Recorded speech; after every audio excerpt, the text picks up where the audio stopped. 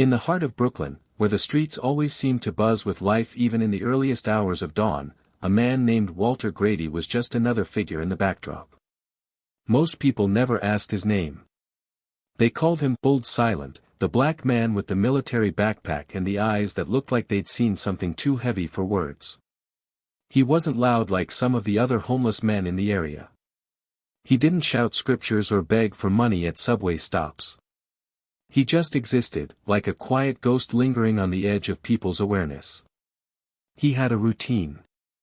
He'd be seen collecting bottles from trash bins, sorting cans at the side of alleyways, or accepting leftover pastries from the bakery down on Bergen Street with a nod of gratitude and nothing more. Most of the time, he'd be sitting on a bench at Prospect Park, staring into nothingness as kids laughed and joggers passed by without a second glance. Walter's backpack was his only companion. A faded green canvas with frayed straps and old military patches that had long lost their color. The thing had clearly been regulation issue once, but now it was battered and bruised, like the man who carried it. Inside were the only possessions that mattered to him, a laminated photo of a smiling black woman in a nurse's uniform, Margaret, his late wife, a few worn documents, a pair of dog tags dulled by time, and a folded American flag he kept in a plastic wrap. He never let that backpack out of his sight, even when he slept behind the dumpsters near the old record shop or under the overhang of the 7-Eleven when it rained. People made assumptions. They always did. The teenagers who threw slushies at him from passing cars didn't know he once led supply convoys through war zones. The deli clerk who hosed down the sidewalk where he used to sleep had no idea he'd earned a Bronze Star for valor. And the police officers who told him to move along never stopped to ask how a man like him ended up here, gray-bearded, sunken-cheeked, and nearly forgotten. But Walter never corrected them. He figured maybe it was better this way. Being invisible hurt less than being remembered only to be pitied. One November afternoon, the sky hung heavy with snow clouds, and the wind cut through the streets like knives. Walter hadn't eaten in nearly 3 days. The last half sandwich someone gave him was gone. His stomach growled like an engine refusing to start. His hands shook, not just from cold but from weakness. He had tried everything that day, searched every bin, checked every corner, even walked into 2 churches that had always given something before. But today, nothing. No warm soup. No small mercy. He found himself outside Morelli's Corner Market, the one grocery store that still had fresh goods this late into the day. It wasn't his first time there. He'd stood outside it dozens of times, watching people walk in and come out with bags of food while his hunger gnawed like fire in his belly. Walter didn't want to go in. But he didn't know how else he was going to make it through the night.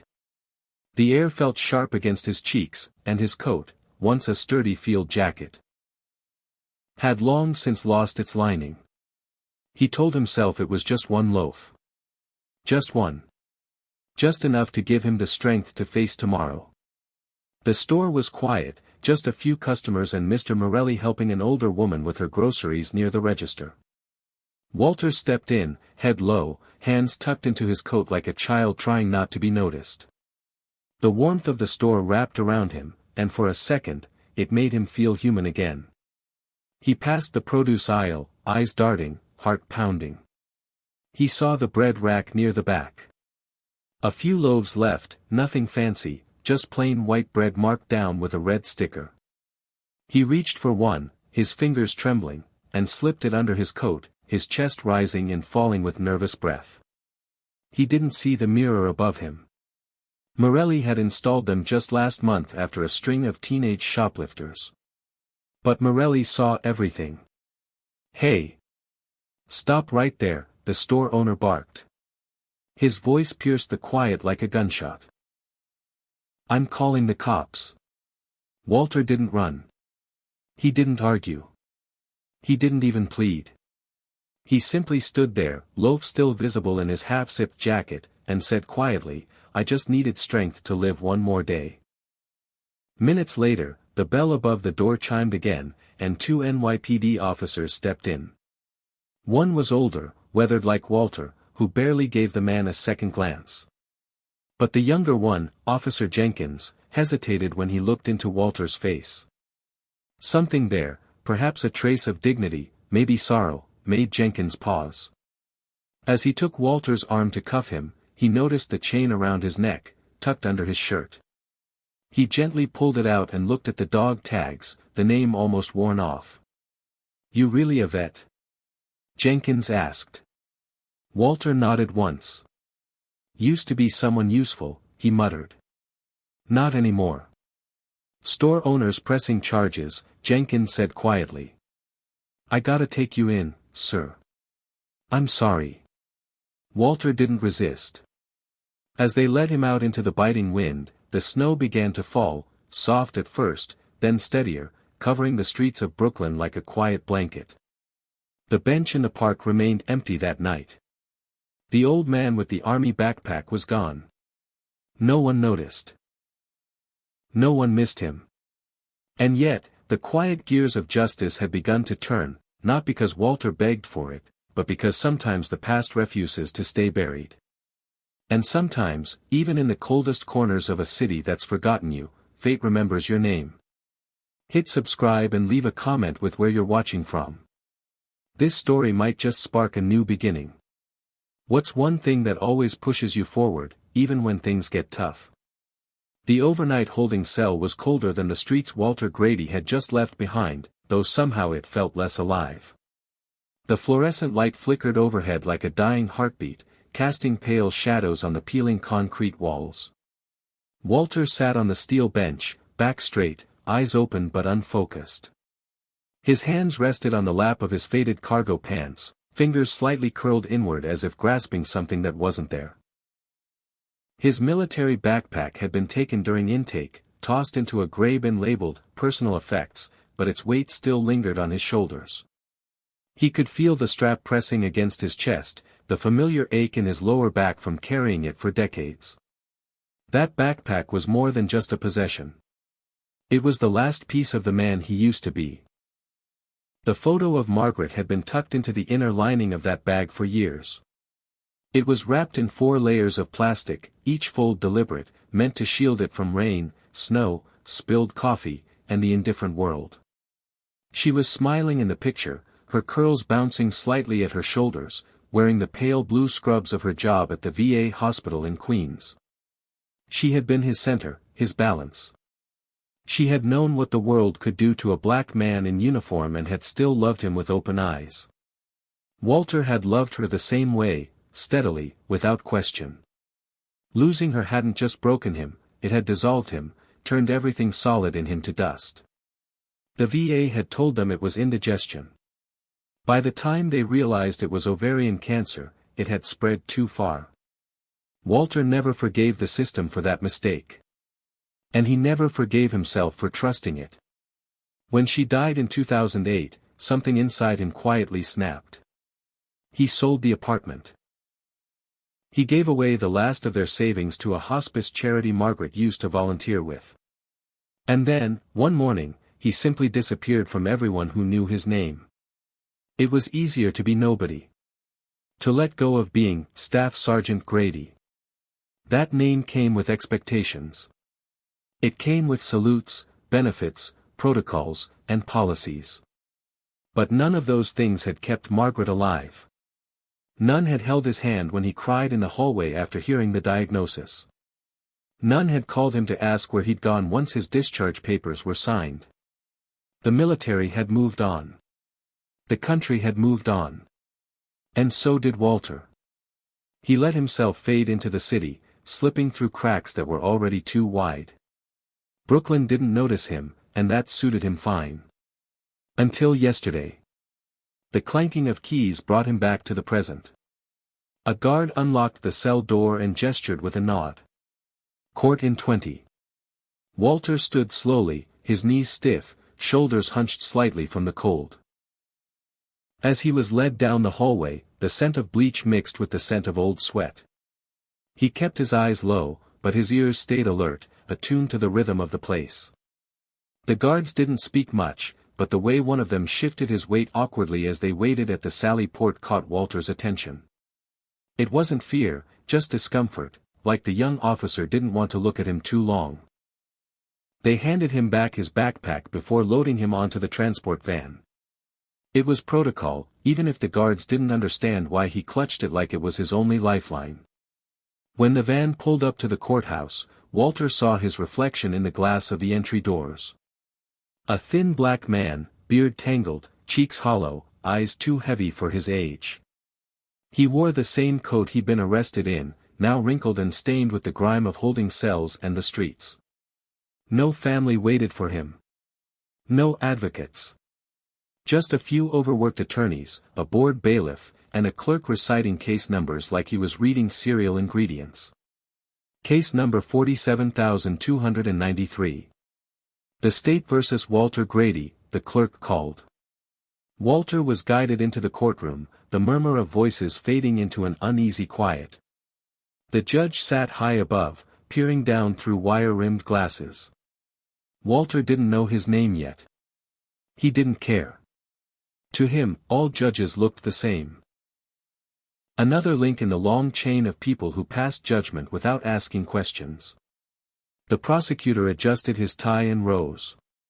Your Honor, the defendant was apprehended after stealing a loaf of bread from a local market. Given his history of petty theft and his lack of a permanent address, the state recommends detention pending trial. The judge didn't even look up right away. He flipped through the thin folder handed to him, barely reacting to the facts being read aloud. Walter stared at the wood grain of the table in front of him. He wasn't ashamed. He wasn't proud. He was just tired. How do you plead, Mr. Grady? The judge finally asked. Walter raised his eyes, voice quiet but steady. Guilty, Your Honor. I was hungry. Someone in the back chuckled under their breath. The judge snapped his head in their direction, silencing the room with a glance. Then he turned his gaze back to the file. Walter Edward Grady, he said, reading aloud. Former Staff Sergeant, United States Army. Logistics Operations, 1993 to 2004. Bronze Star recipient. 3 tours overseas. Something in the judge's tone shifted. He looked up slowly, really looked, for the first time since the case began. His expression froze. The courtroom felt colder. His fingers gripped the edge of his bench, knuckles white against the polished wood. He stared at Walter for a long moment, then looked back down at the file, then back at Walter. The air grew thick with something unspoken. And then, without a word, the judge stood. Gasps rippled through the gallery. Judges didn't stand in petty theft hearings. They didn't pause proceedings over a loaf of bread. But this one did. For a full 10 seconds, he said nothing.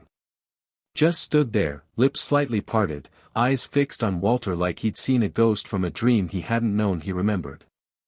Finally, he cleared his throat. This court will recess for 15 minutes, the judge said, voice gravelly. The defendant will remain.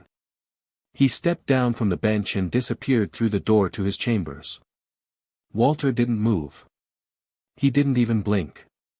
He just sat there, wondering why, for the first time in years, someone had looked at him and seen more than just a vagrant. Something had cracked open. And whether it was good or bad, he knew it wouldn't be the same again. Walter sat in silence as murmurs filled the courtroom like smoke. People whispered behind their hands, casting glances that bounced off his still figure like pebbles off a statue. The bailiff stood stiffly by the wall, unsure of what to do now that the judge had vanished. Courtrooms didn't run on emotions. They ran on procedure, on clockwork. But the moment the judge had stood, something elemental had shifted. It was as if the air itself had remembered something the people had long forgotten. Walter's name had stirred the dust of a history no one in that room had ever cared to know. He could feel their eyes pressing into him, but he didn't lift his head. He stared at the grain of the wooden table before him, tracing it with his eyes like it might lead him somewhere far away from this place. He didn't know what had made the judge stand up. He didn't know why his name, spoken aloud in that sterile voice, had made the man grip the bench like a soldier remembering an ambush. But part of him, deep and instinctive, felt the heat of memory crackling at the edges. Something was coming. Back in the judge's chambers, Michael Carmichael stood frozen before an open drawer. His hands trembled slightly as he pulled out a yellowing photograph, the edges curled and delicate with age. It was a picture taken in Iraq, before the fire, before the evacuation, before his body had been raked with shrapnel and fear. A group of soldiers in fatigues, dust coating their boots and sweat staining their collars, stood in front of a makeshift medical tent. Some smiled, others looked straight into the lens like they were daring it to blink first. Michael wasn't smiling. He had been a young medic then, fresh out of training, trying to act like he wasn't terrified every time a helicopter flew overhead. And in the back row, tall and lean with a quiet confidence in his eyes, stood Walter Grady. The name had faded from his memory, buried under years of court cases, legislation, and city politics. But the face hadn't. He remembered that face clearly, not from the photo, but from the battlefield. From the moment he thought he would die. From the moment Walter had picked him up, slung him over his shoulder, and carried him through hell with fire licking at their backs and bullets snapping past their ears. Michael had screamed, blood pouring from his leg, pain like acid in his veins, but Walter had just kept running.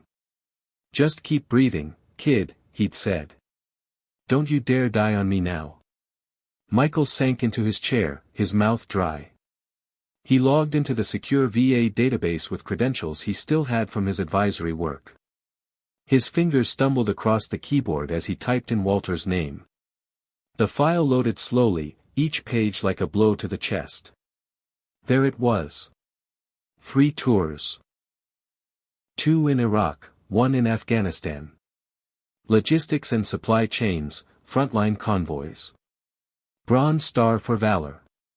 He opened the commendation report and felt his breath catch. It described the ambush. It described how Walter had driven a burning fuel truck away from his unit to prevent an explosion that would have killed 17 soldiers. It described his injuries, his burns, his refusal to evacuate until everyone else was safe. The file included a grainy scan of an old newspaper photo, Walter carrying an Afghan child toward a medevac chopper during a humanitarian operation. Michael remembered that image. It had made national headlines once, a symbol of compassion in the midst of chaos. And then the page that stopped him cold. A classified mission report from July 2003. Carmichael read it once, then again, his hand pressed to his mouth. Walter hadn't just been a hero. He had been his hero. The man who had dragged him through sand and fire, who had refused treatment until Michael was stabilized, who had vanished after his discharge and never been found again. Until now. Until a theft of a loaf of bread. Michael stood abruptly and picked up the phone. His voice shook as he dialed. "Colonel Mason," he said when the line connected. "It's Judge Michael Carmichael. I've found him. The man from Fallujah. The one who saved me." There was silence on the other end. Then a quiet reply. "Grady?" Mason said. "Are you sure?" "He's in my courtroom," Michael replied. "He's homeless. Arrested for stealing bread. We lost him, Mason. We failed him. Don't let him go," Mason said firmly. "I'm on my way. 3 hours out." "We don't have 3 hours," Michael whispered, staring again at the photo on his desk. "Then by time," Mason said. "However you can." Meanwhile, Walter remained seated in the courtroom, still clutching the backpack at his feet. It had been returned to him with a perfunctory handoff, as if it were nothing more than another piece of evidence. But to him, it was sacred. He didn't know what the judge was doing behind closed doors. He didn't trust it. Judges didn't stand for men like him. They didn't halt proceedings for petty theft. They didn't look at homeless black men and tremble. That kind of thing didn't happen, not in the real world, not in Brooklyn, not in courtrooms where poverty was processed like paperwork. The bailiff finally stirred, walking toward him with an awkward shuffle. "You good, he asked, like Walter might fall apart at any second. Walter nodded once. "I've been through worse," he said. The bailiff blinked, then backed off, unsure how to respond. Walter leaned back and let his eyes close for a moment.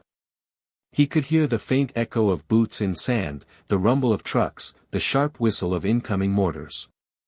He remembered the weight of Carmichael on his back, the way his legs had buckled, then pushed forward anyway. He remembered the voice, broken and scared, asking if they were going to make it.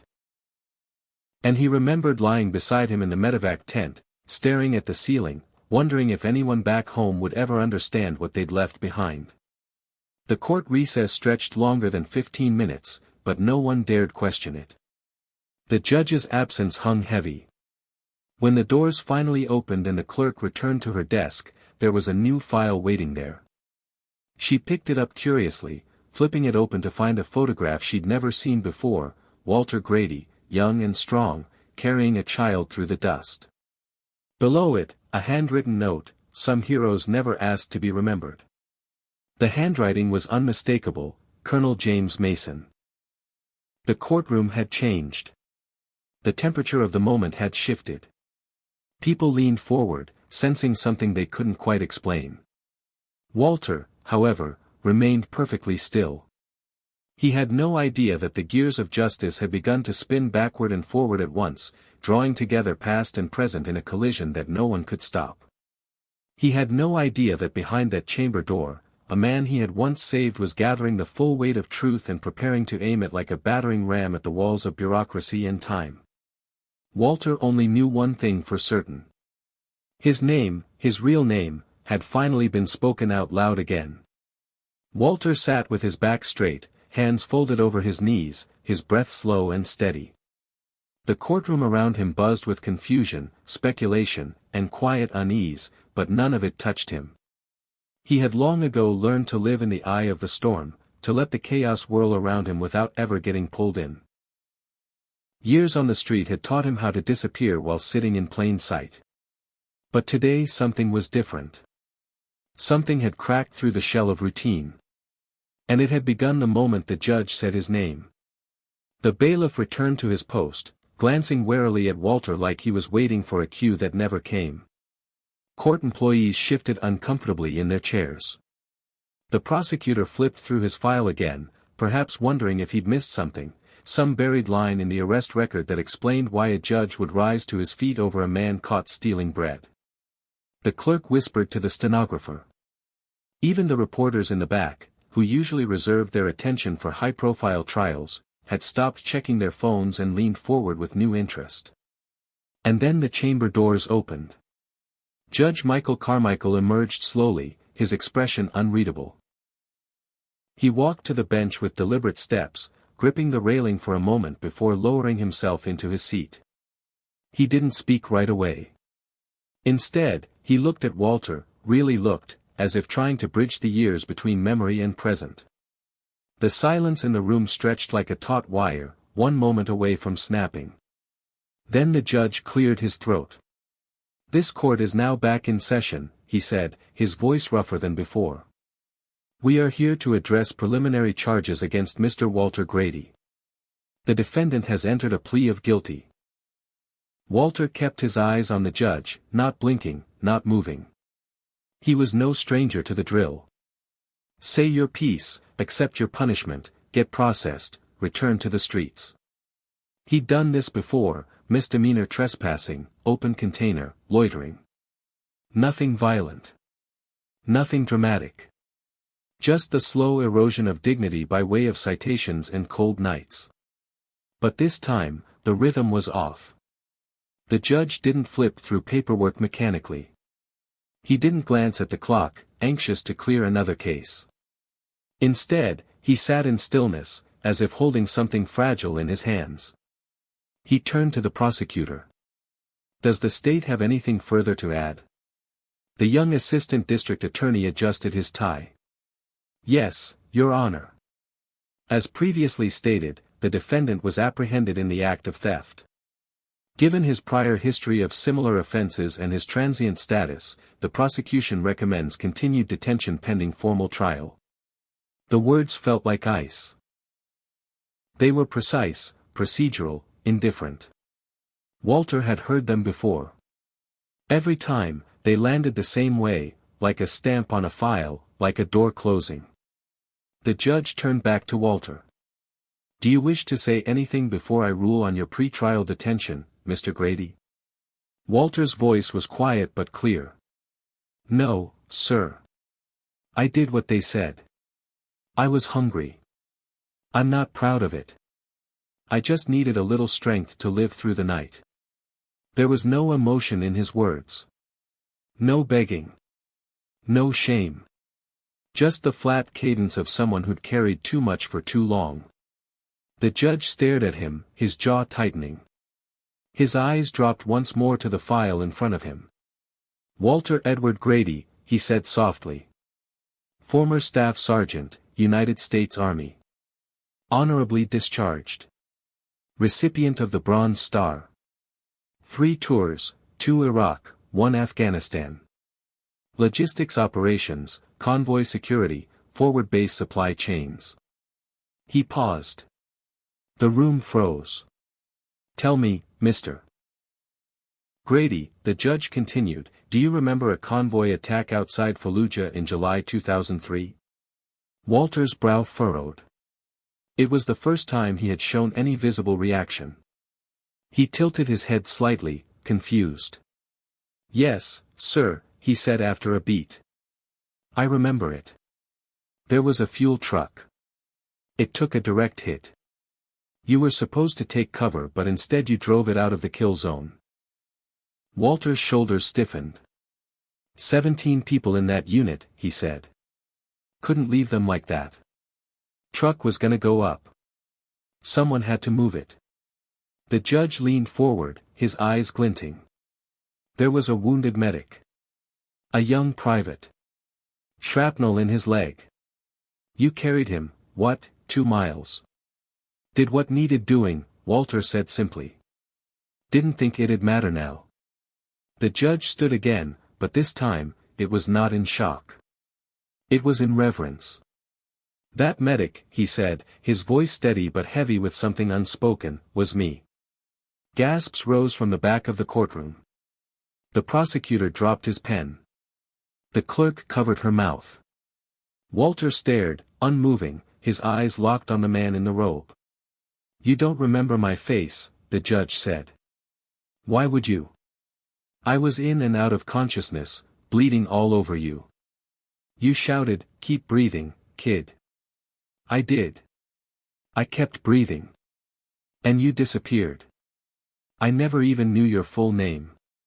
Just Grady. Walter blinked slowly. For a moment, he looked like he might fall apart. But he didn't. He nodded once. You made it, he said. That's what mattered. The judge's hands tightened around the edge of the bench. You saved my life. And now, 20 years later, I find you starving in my courtroom, arrested for stealing bread. His voice cracked at the edge.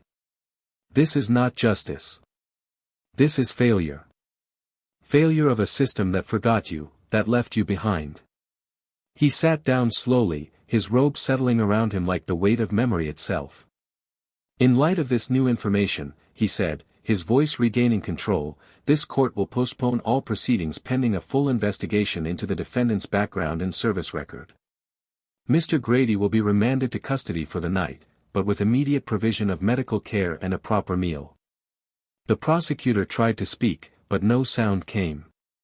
Walter simply nodded. He wasn't sure what had just happened, not entirely. He'd heard people say things before. Nice things, promises. Most never came to anything. But there was something in the judge's voice that didn't feel temporary. Something that felt like recognition, like the sound of an old door being opened for the first time in decades. As the bailiff approached to escort him out, Walter lifted his backpack from under the table. He held it close as they led him away, past a room that had stopped seeing him as just another broken man in the system. For once, he wasn't invisible. He didn't know what tomorrow would bring. But for the first time in 15 years, it didn't feel like just another day to survive. The night was unnervingly quiet inside Judge Carmichael's home office, the kind of silence that made thoughts louder. The room smelled faintly of leather and old books, a mix of memory and weight. Michael Carmichael stood by the window, staring at the empty street, the streetlights glowing soft halos into the darkness. He hadn't spoken to anyone since leaving the courthouse. Not even his wife, who had called twice and left a text asking if he was okay.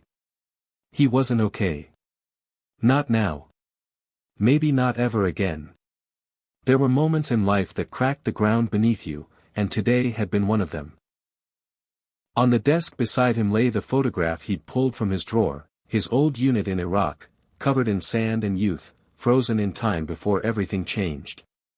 His own face stared back at him, barely recognizable, the haunted look still years away. And there, tall and quiet in the back, was Walter Grady. Carmichael picked up the photo again, his hand trembling slightly. He remembered the heat of Fallujah, the endless roar of sandstorms and artillery. He remembered the smell of burning tires, the sharp tang of metal in the air. But more than that, he remembered the fear. The feeling that death was a coin flip and he had nothing left to bet with. And in the middle of that chaos, he remembered being lifted, literally carried, by a man who'd barely said 2 words, who'd pushed through fire and gunfire and hell, because no soldier gets left behind. Carmichael hadn't forgotten the man. He'd just never known who he was. After the evacuation, after the surgeries, after the long rehabilitation back in the States, no one had been able to tell him where Grady had gone. The name hadn't appeared in any immediate report.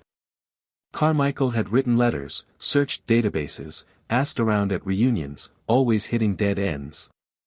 Over time, the urgency had faded, swallowed by life, law school, clerkships, appointments. But the memory never left.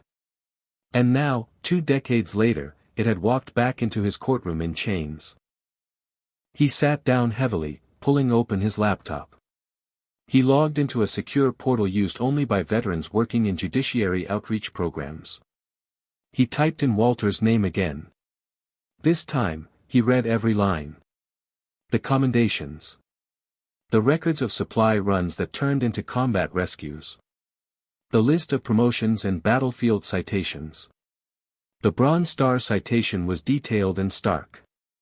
Walter had driven a fuel truck, already leaking and half engulfed in flames, out of the kill zone, buying his unit precious seconds to escape before it exploded. 17 soldiers survived because of that act. Including Colonel James Mason, who had later led their battalion. And buried within those reports was another detail: Walter had carried Private First Class Michael Carmichael to safety, shielding his body from enemy fire as they navigated 2 miles of hostile terrain. It was right there. All of it. And yet, no one had ever followed up. No medals ceremony. No press event. No follow-up call. After his honorable discharge in 2004, Walter had dropped out of the system. No pension withdrawals. No mailing address. No VA medical appointments. Just gone. Until now. Carmichael leaned back, pressing his fingers against his temples. He felt ashamed. He had made a career out of law and justice. And yet the man who had saved his life had starved for 15 years in the shadows of the very system Carmichael upheld. That wasn't justice. That was betrayal. His phone vibrated. He picked it up quickly. "Colonel Mason," he said without greeting. "I'm already en route," Mason said on the other end. "Traffic's light. I'll be there by morning." "You sure it's him?" "I've never been more sure of anything," Carmichael replied. "He didn't even remember me. He just admitted to the bread theft and waited for sentencing like it didn't matter." "Because to him, it probably doesn't," Mason said quietly. "Walter was always that kind of man. He did his job. He didn't need a spotlight. He never asked for recognition. That's why we lost him." "I found something else," Carmichael said. His pension was terminated in 2008. They sent renewal paperwork to an old address. When he didn't reply, the system automatically shut him out. "That's a damn crime," Mason muttered. "No," Carmichael said, his voice firm. "The crime is that no one cared enough to look for him." He hung up and stared at the clock. It was nearly midnight, but sleep was impossible. He rose and walked to a bookshelf across the room, pulling down an old metal box. Inside were his military keepsakes, dog tags, commendation ribbons, a folded flag, and a half-burned field notebook. He opened the notebook to the first page. Scrawled in faded ink were the words Walter had spoken as they lay side by side waiting for the medics. "Just keep breathing, kid. Your story's not done yet." Carmichael exhaled. He wasn't that kid anymore. He was the man with the power now. And he owed Walter Grady a debt that stretched beyond gratitude. He owed him a life. At the same time, miles away in the county holding facility, Walter sat on the edge of a narrow cot, holding the dog tags that still hung from his neck. The room was dim, cold, and smelled faintly of disinfectant and defeat. He hadn't touched the food they brought him. He couldn't eat. Something about today had stirred ghosts that he'd buried long ago. He kept seeing Margaret's face. Hearing her laugh. Smelling the warmth of home-cooked meals in their tiny Queens apartment before cancer turned their joy into a hospital room filled with regret. He remembered selling everything. Walking away from it all. Not because he wanted to disappear, but because he couldn't stay visible anymore. Not after the system that he had fought for failed her, failed him, failed everything they'd believed in. He pressed the dog tags to his lips. Margaret had always believed in second chances. Maybe, just maybe, this strange turn of events was one. But Walter didn't hope. Hope was a dangerous thing. Instead, he closed his eyes and whispered into the silence, "Almost there, Maggie. Just holding on a little longer." And far above him, in a judge's house on a quiet Brooklyn street, a man who had once been saved prepared to return the favor. The wind in Fallujah never felt like wind. It scraped across your face like sandpaper, carrying particles of heat, grit, and gunpowder. Walter remembered it vividly. The way the air vibrated before a blast. The way soldiers could feel danger before they heard it. That morning in July 2003, everything had started like any other convoy run.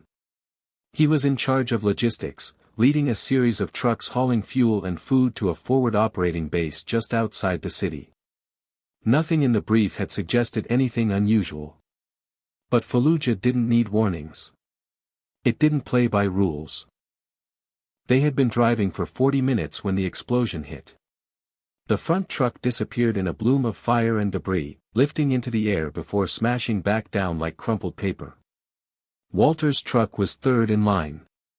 He slammed on the brakes and shouted into the radio, but it was already chaos. Gunfire erupted from the hills to the east. RPG streaked through the air. Soldiers screamed. A second blast took out the rear vehicle, boxing them in. They were surrounded. Walter moved without thinking. That was the thing about combat, if you stopped to think, you were already dead. He leapt from the cab and shouted for cover, signaling the others to dismount and scatter. Smoke clouded the air, and the acrid smell of burning diesel was suffocating. Somewhere in the chaos, he heard a medic cry out. Then more screams. The fuel truck behind his began leaking. The fire from the first explosion was inching toward it, sparks dancing like devils on a fuse. He had no choice. Walter ran toward the burning truck. The engine was still running, hissing and stalling. He yanked open the door, pushed the wounded driver aside, and climbed in. Flames were crawling up the wheel wells. The heat was unbearable. But he gripped the wheel, slammed it into gear, and floored the gas. The truck lurched forward, groaning under its own weight, and barreled down the hill, away from the pinned soldiers. The inferno followed him. He could feel the fire licking at the back of the cab. His eyes burned, and the air filled with screams and static. But he didn't stop. He drove that beast straight into a dried-out ravine half a mile down, bailed out, and rolled into the dirt as the truck exploded behind him in a monstrous roar. 17 men had survived that day because of that move. When Walter limped back up the hill, bleeding from his arms and coughing smoke, the firefight was still raging. That's when he saw him. Private First Class Michael Carmichael, flat on the ground, blood pumping from his leg like a fountain. He was trying to drag himself with one arm, his other hand clenched into the sand. Walter didn't even think. He bent down, lifted the boy over his shoulder, and started moving. Carmichael was half conscious, mumbling and groaning, but Walter just kept going. Every step was a battle. His left leg had taken shrapnel, and it burned with each movement. But he gritted his teeth and pushed forward. Through gunfire, through screams, through a cloud of dust so thick it felt like drowning on land. He whispered to Carmichael as he walked, his voice steady and low. "Just keep breathing, kid. Your story's not done yet." He repeated it like a prayer, like a promise. Just keep breathing. It took him nearly an hour to reach the extraction point. He collapsed as the medics reached for Carmichael, waving them away until they stabilized the boy. Only then did he allow himself to fall backward into the dirt, the pain finally overwhelming the discipline he had drilled into his bones. He spent 3 nights in a mobile medical tent recovering. No ceremony. No medal pinning. Just a report filed, a nod from his commanding officer, and a return to duty. That was how it worked. Heroes didn't wear capes, they wore sweat-soaked uniforms and kept moving. Years later, back home, Walter would sometimes take out the field report from that day and reread it. It didn't mention his name in the headline. It didn't show his face in any photo. But tucked in the lines of logistics and wounded tallies was the truth. And that was enough. Until it wasn't. Until Margaret got sick and the VA said she had indigestion. Until they told him not to worry and then told him it was too late. Until he watched the woman who had anchored him to the world wither and die in a beige hospital bed, her hands slipping from his like a final breath. That day, all the structure, all the discipline, all the medals and marches and flag-folded honors crumbled into dust. He couldn't fight anymore. Not for a system that had failed her. He sold everything. Walked away from the apartment they'd built together. Donated the rest to her favorite charity, packed his rucksack, and disappeared into New York's veins. The streets didn't care about his past. They didn't ask. They just took. And Walter let them. Because being a shadow was better than pretending to still be a man. But he carried her photo with him everywhere. And he carried that memory, of Fallujah, of the truck, of the kid gasping on his shoulder, as if it were stitched into his skin. And now that kid was a man. A judge. A man in a black robe who had looked him in the eye and remembered. Walter sat in his cell that night, eyes wide open, heart quiet. For the first time in 15 years, the memory of what he had done didn't feel like a fading dream. It felt like something alive. Something with meaning. He touched the scar on his thigh where the shrapnel had gone in. He whispered again, as if speaking to a ghost, still breathing, "Kid." Some part of him still didn't believe any of it was real. The courtroom. The judge. The photo. The recognition. But maybe, just maybe, his story wasn't over after all. Long before he ever slept on cardboard or scrounged through alley bins, Walter Grady was known as a man who got things done. In the army, they called him Iron Back, not just for his physical strength, but because of the weight he could carry, supplies, wounded soldiers, stress, fear, all of it balanced on a pair of tired shoulders that never gave out. He had run logistics like a general ran war. Precision, order, sacrifice. If a forward base needed fuel, Grady found a way. If a convoy broke down in the middle of nowhere, he made sure no one went without water or ammunition. His soldiers didn't worship him, but they trusted him, and in combat, trust was the most valuable currency there was. It wasn't flashy. He didn't crave medals or promotions. He just believed in the job. In the mission. In service. But when Margaret got sick, everything changed. The VA hospital didn't listen to her. They brushed off the symptoms, dismissed the pain, waved it away like a fly that wouldn't stop buzzing. Walter knew something was wrong, but every time he pushed, they handed him a clipboard, asked him to wait, told him someone would call. No one ever called. And when the diagnosis finally came, it was too late. Stage 4 ovarian cancer. 6 months at best.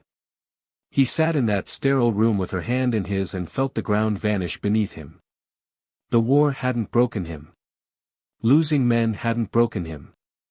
This did. Margaret was his home. She had been his quiet after the noise, his balance after years of disorientation.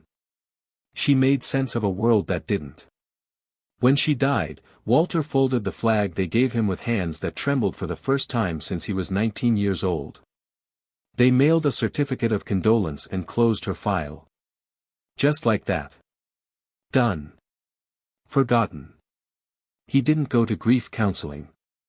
He didn't return the calls from her sister in Ohio. He didn't even show up at the retirement ceremony his old unit tried to hold for him. He gave away everything that reminded him of stability. Sold the apartment. Emptied the savings account. Donated what was left to a local hospice that Margaret once volunteered at. Then he took his pack, the photo, and the flag, and vanished. New York was good at swallowing people. A man could disappear in broad daylight if he moved just right. Walter knew how to move. He stayed off the grid, never stayed in one spot too long. He kept to the edges of neighborhoods where the cops didn't look too hard and the people were too busy to care. Brooklyn became his new battlefield. Not with bullets, but with indifference. With cold. With hunger. Every day was another patrol. He learned how to insulate himself with newspaper during the winter. He learned which corner stores dumped day-old food in the back. He learned which churches handed out meals without asking questions. And most importantly, he learned how to go unseen. He never panhandled. Never held a cardboard sign. He kept his pride, thin as it was, wrapped tight around his silence. When other homeless men shouted at strangers or cursed at traffic, Walter simply watched. He said little. Did less. But he noticed everything. He knew which restaurant workers slipped leftovers into foil when the manager wasn't watching. He knew which teenagers laughed cruelly when they saw him and which ones looked away, embarrassed by their own comfort. He knew the sound of a security guard's steps 3 seconds before being told to move on. He knew exactly how to fold himself into a doorway so that no one would trip over him. Some nights, he'd take out the photo of Margaret and whisper to it. Not prayers. Not regrets. Just memories. He would tell her about the lady at the diner who gave him a roll, or the boy who dropped a quarter without realizing it. Little things. Mundane things. But they reminded him of a life where moments had meaning. He never asked for help. It felt too much like begging, and he'd already lost too much to trade in what was left of his dignity. In 2008, the VA sent him forms. Standard paperwork. Something about verifying a change of address. He didn't fill them out. He didn't even open them. They went straight into the trash like junk mail. The government's voice had become static to him. That paperwork was all it took. One missed form, and the system closed the door. Pension cancelled. Medical benefits terminated. No flags went up. No one called. He simply vanished from the database like a line of code deleted by mistake. And so, for 15 years, Walter lived in limbo. Not dead, but not alive. Not a criminal, but not free. He drifted through the borough like smoke, noticed by few, remembered by none. He became the man with the backpack. The man with the gray beard and the haunted eyes. The man who once drove a burning truck through a kill zone and now warmed his hands over a steam grate outside a deli on 3rd Avenue. There were moments, short, flickering moments, when someone would look at him and hesitate. Maybe they saw something familiar in his face. Maybe they felt something stir in their conscience. But the moment always passed. People were good at walking away from things they didn't want to see. Until yesterday. Yesterday, someone had seen him. Really seen him. Said his name. And now everything he had buried was rising. Not just memories, but something deeper. Something dangerous. Hope. He didn't know what the judge planned. He didn't know why recognition had flickered in that man's eyes like a match catching wind. But he knew the look. It was the look of a man trying to remember the shape of something important, like a song he'd forgotten the words to but still hummed under his breath. Walter sat on his bunk in the county facility, his hands clasped over his pack like it might disappear if he let go. His mind churned in slow circles, replaying every moment from the courtroom. The way the judge's voice cracked. The way the prosecutor fell silent. The way everything froze for one impossible moment. He wasn't ready to believe yet. But he couldn't deny it. He had disappeared. And now, someone had finally noticed he was missing. At precisely 6:40 the next morning, Judge Michael Carmichael stood in his chambers, already dressed in his robe, though court wouldn't convene for another hour. He hadn't slept. Not really. A few hours of restless tossing had given way to pacing, then coffee, then back to the folder he'd left open on his desk. The pages were now smoothed from overhandling, the ink nearly memorized. He'd read Walter Grady's military file so many times it had etched itself into his mind like a litany of sins no system should have committed. Everything was in there. The 3 tours. The convoy routes. The Bronze Star citation. The humanitarian missions that placed Walter in the crosshairs not just of enemies, but of a nation's collective apathy. Then there was the photo, the one with Walter carrying the Afghan child, that frozen image of raw compassion, his face twisted in pain and urgency, a scene that had once stood on the front page of a national newspaper before being buried by the next scandal, the next tragedy, the next distraction. Carmichael had stared at it for a long time, longer than he should have, seeing not just a soldier but a man who had never asked to be remembered, and yet had carried an entire war's worth of silence on his shoulders. The file also contained the discovery that had finally crushed the last pieces of Carmichael's calm, the administrative error. One missed form. One unanswered letter, sent to an apartment that hadn't belonged to Walter in nearly a decade. That's all it had taken for the Veterans Affairs Office to mark his pension as inactive, to remove him from the database. For 15 years, no one had checked. No audit, no human follow-up. Just a flick of bureaucracy's pen and a hero vanished into the cracks of a city that had no time for ghosts. He had placed 3 phone calls since sunrise. The first was to Colonel James Mason, who had confirmed he was already en route. The second was to the head of the local VA district office, demanding a verification of Walter's status, service record, and eligibility. The third had been the hardest, his recusal declaration. He had submitted a formal statement indicating that he might not be able to remain on the bench for the remainder of the case due to personal conflict of interest. But even then, he made one stipulation. He would remain through the hearing today. Just long enough to make sure Walter wasn't left in the dark again. The courtroom was quieter than usual when he entered through the back hallway. The clerks were still arriving, the cleaning crew finishing their rounds. He placed the manila folder on his assistant's desk without a word, then walked to the clerk's station and handed over a photograph. "This needs to be part of the official file," he said. The clerk took the photo curiously. "Colonel Mason sent this over?" she asked. He nodded. "And he'll be here today. Clear a seat for him at the witness stand." He didn't wait for the questions he knew were coming.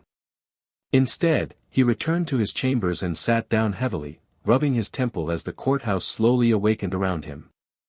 Somewhere, a clock chimed 7:30. Another hour until court began.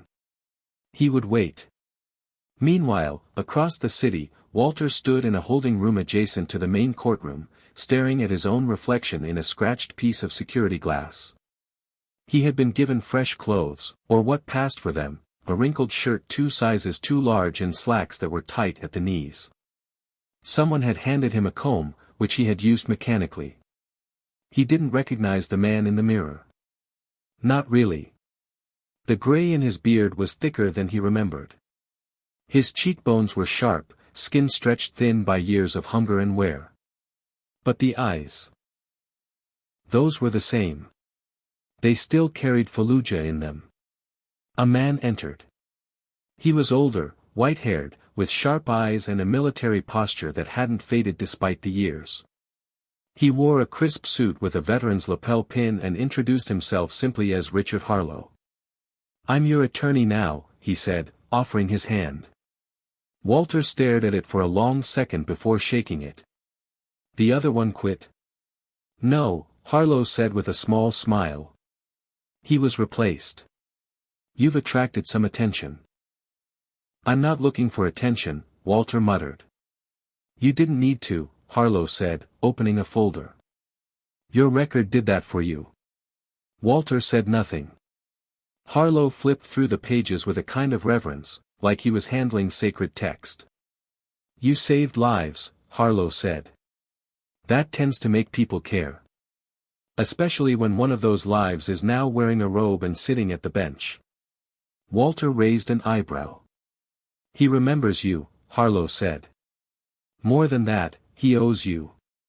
Walter looked away, eyes fixed on a crack in the floor tile. "That was a long time ago." "Not to him," Harlow said. "And not to the people who know what it cost you." Before Walter could respond, a guard entered and nodded. "Time." Harlow gestured for Walter to follow. "Whatever happens in there," he said, "just remember, this time, you're not standing alone." The courtroom had filled by the time they entered. Journalists, veterans, legal observers. People drawn by rumor, by whispers of something unusual. Colonel Mason had taken a seat near the witness box, flanked by 2 officers in full dress uniform. Even the gallery looked different today. No longer disinterested. No longer distant. They watched Walter with curiosity, with uncertainty, and in some cases, with something approaching shame. Carmichael watched him too, from behind the bench, his hands folded neatly. He didn't smile. He didn't nod. But there was a gravity to his gaze, the weight of memory etched deep into his expression. Walter sat beside Harlow at the defense table. He didn't know what was coming, but for the first time in years, he felt the ground beneath him begin to hold. The silence in the room was thick, but not empty. It was waiting. And this time, it was waiting for him. When the judge finally entered the courtroom, everyone rose as instructed, but the atmosphere wasn't one of routine deference. It felt more like the hush before a storm, the moment sailors glance toward the sky and instinctively know something is coming. Judge Michael Carmichael took his seat slowly, his face composed but taut with something unmistakable. It wasn't just judicial gravity. It was personal.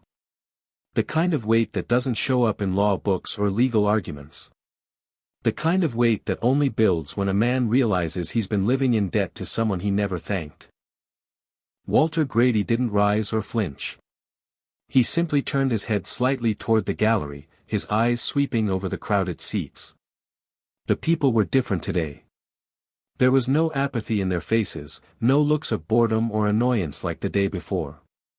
Now there was curiosity, hesitation, even discomfort. A few veterans in uniform sat in silence, arms folded, eyes hard with recognition. But most of the attendees were civilians. Citizens. The kind of people who walked past men like Walter every day without so much as a glance. Today, they couldn't look away. The clerk began the proceedings, her voice a practiced monotone, though even she seemed to falter slightly as she read the case number. The prosecutor stood, clearly uneasy. He adjusted his collar, glanced at his notes, and began speaking in a voice that lacked its usual certainty. "Your Honor," he said, "as previously stated, the defendant, Mr. Walter Grady, was arrested on suspicion of petty theft. Given his history of similar minor offenses and his lack of a permanent residence, the state initially recommended pretrial detention. However," he paused, visibly unsettled by the rows of reporters and the military officers seated nearby. "However, in light of new information provided to this court, the state recognizes that this case may require reconsideration." Judge Carmichael nodded, not taking his eyes off the prosecutor. "Proceed," he said, his tone cool and measured. At that moment, Colonel James Mason rose and made his way to the stand. Even without the uniform, his presence would have commanded attention. His posture was immaculate, his steps measured. He looked at Walter before taking his oath, and for a second, something passed between them, a flicker of recognition, of respect not rooted in formality but in fire-tested truth. Once sworn in, Mason sat and spoke with practiced authority. "I am Colonel James Mason, United States Army, currently stationed at Fort Hamilton. I have served in the military for 32 years, including 3 tours in the Middle East. I appear today as a character witness for Staff Sergeant Walter Grady." Murmurs spread through the room. Harlow leaned in and whispered to Walter, "They won't be murmuring much longer." The judge motioned for silence, and Mason continued. "In July of 2003, during a supply convoy operation near Fallujah, our unit was ambushed by insurgents. The lead and rear vehicles were destroyed, leaving us pinned down in a deadly kill zone. Amid the chaos, a fuel truck was compromised and threatened to explode. Staff Sergeant Grady, without orders and under active fire, entered the truck and drove it away from the unit, preventing the deaths of at least 17 soldiers, myself included. He sustained burns and injuries in the process." The courtroom was dead silent now. Every word dropped like a stone in still water, spreading ripples of disbelief. Mason glanced at the judge. "Furthermore, when one of our medics was gravely injured and left behind during the evacuation, Staff Sergeant Grady carried him more than 2 miles through hostile territory to safety, despite having taken shrapnel to his own leg. That medic's name was Michael Carmichael." The judge sat motionless, his face a careful mask, but behind it, something deep stirred. Mason turned back to the courtroom. For these actions, Staff Sergeant Grady received the Bronze Star. But after returning stateside, he disappeared. We tried to locate him. Letters, calls, inquiries. Nothing. Until this week, when I was contacted by Judge Carmichael and informed that the man who once saved our lives now stands accused of stealing a loaf of bread to survive. The silence that followed was painful. Uncomfortable. Necessary. Because everyone in that room had just been forced to see Walter Grady differently. Not as a vagrant. Not as a nameless man in a stained coat. But as a soldier. As a savior. As someone who had risked everything for people who now looked right past him. Mason opened a folder and produced several sheets. "In addition to my testimony, I have sworn affidavits from 5 members of Staff Sergeant Grady's former unit. All attest to his conduct, his bravery, and his unwavering sense of duty. I also have a letter from General Richard L. Travis, confirming that Staff Sergeant Grady's actions saved the life of his son during the same engagement." The judge took the documents and glanced through them. His expression didn't change, but a slight tremor passed through his hand.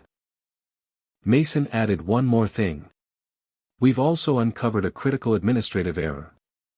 In 2008, due to a misfiled address change and a failure to respond to a mailed form, Walter Grady's pension and VA benefits were terminated.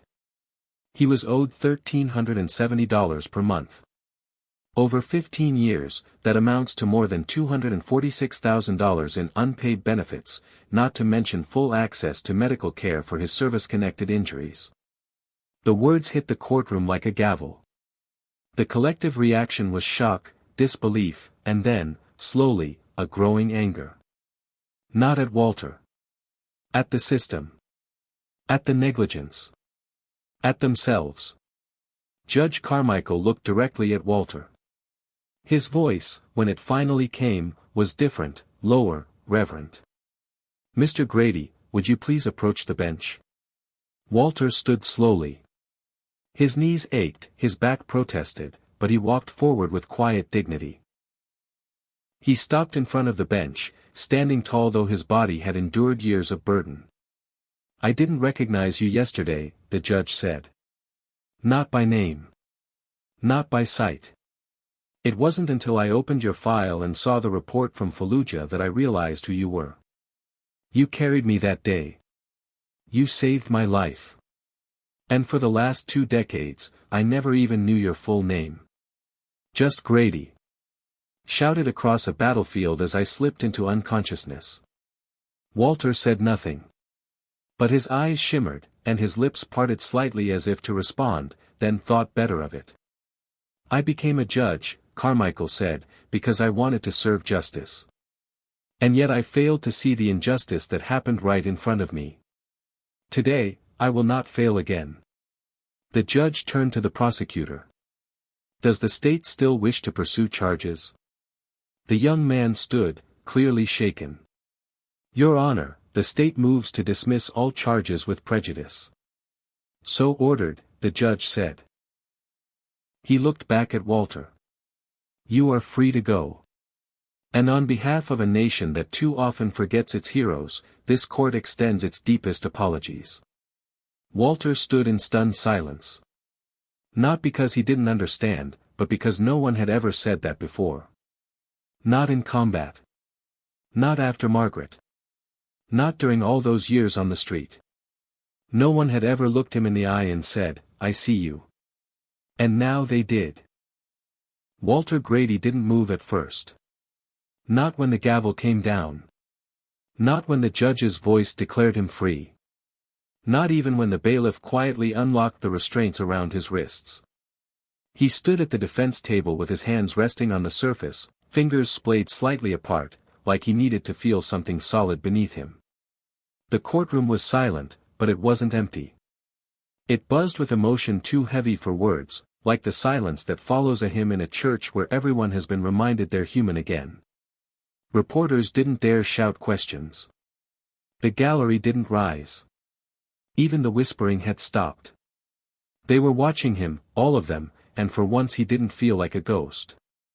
His attorney, Richard Harlow, leaned toward him and whispered something, maybe congratulations, maybe instructions, but Walter didn't register it. His ears were filled with a kind of rush, a noise not quite real, as if the past 15 years had collapsed into a single breath held in his chest too long. He finally turned his head and looked at Judge Carmichael, and the two men stared at each other for a moment that stretched until it felt like time itself hesitated. The judge gave the smallest nod, not of superiority, not of authority, but of something deeper. Recognition. Debt. Gratitude. Then the courtroom doors opened, and someone stepped through. She was in her early 30s, dressed modestly, her dark hair pulled back, eyes scanning the room with quiet desperation until they landed on Walter. Her breath caught audibly. She took a slow step forward, then another, then stopped just a few feet from him. Tears welled in her eyes before she could even speak. "Uncle Walter," she said, her voice cracking. "It's me. I'm Rebecca. Margaret's niece." Walter stared at her as if he were seeing a dream that dared to take shape. He hadn't heard that name, Rebecca, in years. Margaret used to talk about her all the time, how bright she was, how she wanted to become a teacher, how she was the only one in the family who asked questions about the world. He had a vague memory of her as a girl, hiding behind Margaret's legs during Thanksgiving dinners, scribbling in notebooks instead of playing with toys. But now she was grown, and crying, and standing in front of him with a face that looked achingly like Margaret's did when she was young and full of hope. "I've been looking for you for so long," she whispered. "After Aunt Margaret passed, we tried everything. But you just vanished." Walter's voice came out like gravel. "I didn't want to be found." She took a step closer. "We didn't stop. Mom hired someone to search, but we couldn't find anything. There was no record. I even walked through neighborhoods asking if anyone had seen a man carrying an old army backpack. I never gave up. Walter looked down, his eyes wet, his throat aching. He didn't know how to explain why he'd disappeared. How do you describe a grief so deep it swallows your name? He didn't want pity. He never had. But now, standing in front of Rebecca, hearing her say she looked for him, something in him gave way. Not completely. Not all at once. But enough for him to nod. I thought I'd failed her, he said. I thought if I stayed, I'd poison the air she lived in. Rebecca shook her head. She never blamed you. She loved you. All she ever talked about in the hospital was how proud she was of you, how brave you were, how you carried everything for everyone. Walter's shoulders slumped slightly. For a man who had carried men through battlefields, fuel trucks through fire, and secrets through years of cold streets, this was the weight that nearly broke him. Being remembered not for what he'd lost, but for how much he had given. She stepped forward and wrapped her arms around him, and Walter stood frozen for a beat, as if uncertain what to do with a human touch that didn't come from a security officer or a doctor's latex gloves. Then, slowly, his arms lifted and returned the embrace. It was the first real contact he'd had in years, the first time someone had touched him without suspicion, without command. And it nearly undid him. The courtroom, stunned into stillness, remained respectfully quiet. Even the judge seemed to give them space, his gaze lowered, his fingers laced tightly in front of him. When they finally pulled apart, Rebecca's face was streaked with tears, but her eyes were filled with light. "You're coming home with me," she said gently. "We'll figure everything out, I promise." Walter started to shake his head, instinct still telling him not to burden others, but Harlow cut in. "Mr. Grady," he said, stepping forward, "the Veterans Legal Defense Alliance has arranged temporary housing at a veteran recovery center. Your benefits will be reinstated within 48 hours. And there's a separate investigation into the error that cost you 15 years of your life." Walter turned to him. "That's a lot of fixing for a broken loaf of bread." Harlow smiled, but it was somber. This was never about the bread. From the back of the room, Colonel Mason stood and made his way forward, his step steady, his eyes clear. When he reached Walter, he extended his hand. "You saved a lot of us," he said. "And now it's our turn." Walter shook his hand, the grip firm, neither man needing to speak more than that. In the end, soldiers rarely needed long speeches. They just needed to be seen, heard, and remembered. As they left the courtroom, a reporter outside tried to push a microphone in Walter's face. "Mr. Grady, what would you say to others in your situation?" Walter paused, turned, and looked straight into the lens of the camera. "Sometimes you carry the weight of the world and nobody notices," he said. "But that doesn't mean you stop carrying it. You keep going. You keep breathing. Because someone's watching. And when they finally see you, make sure you're still standing." Then he walked past the cameras, through the sliding glass doors of the courthouse, into the sunlight that spilled across the steps like a quiet benediction. For the first time in years, he felt the warmth of it on his face. He didn't know what tomorrow would bring. But for today, he wasn't invisible. And that, finally, was enough. Walter Grady sat on the edge of the twin bed in his temporary room at the Veterans Recovery Center, a modest, clean space with cream-colored walls and a single window that overlooked a courtyard of wind-bent trees. There was a folded towel on the nightstand and a welcome kit that included socks, deodorant, and a small box of instant oatmeal. The bed creaked slightly as he shifted, hands folded between his knees. It had been 2 days since the courtroom turned from judgment to redemption, and he still wasn't used to silence without sirens, warmth without steam vents, or eye contact without suspicion. He had slept the first night with his boots on, unsure if he would be asked to leave at any moment. Old habits were hard to lose, even when shelter replaced cement. A soft knock on the door interrupted the stillness. Walter stood, unsure if he should answer. The staff usually just came in without much notice. But this time, it was different. When he opened the door, Richard Harlow stood there, dressed in a tailored charcoal suit, his overcoat folded neatly over one arm. His expression was calm, but behind the polite smile, there was something else, curiosity, maybe even concern. "May I come in?" Harlow asked. Walter stepped aside wordlessly. Harlow walked in, setting his coat on the back of the lone chair, and took in the room with a quiet nod. "Simple, but it'll do for now," he said. Walter nodded and returned to the bed, sitting with the same posture he had used during debriefings decades earlier. Harlow didn't speak right away.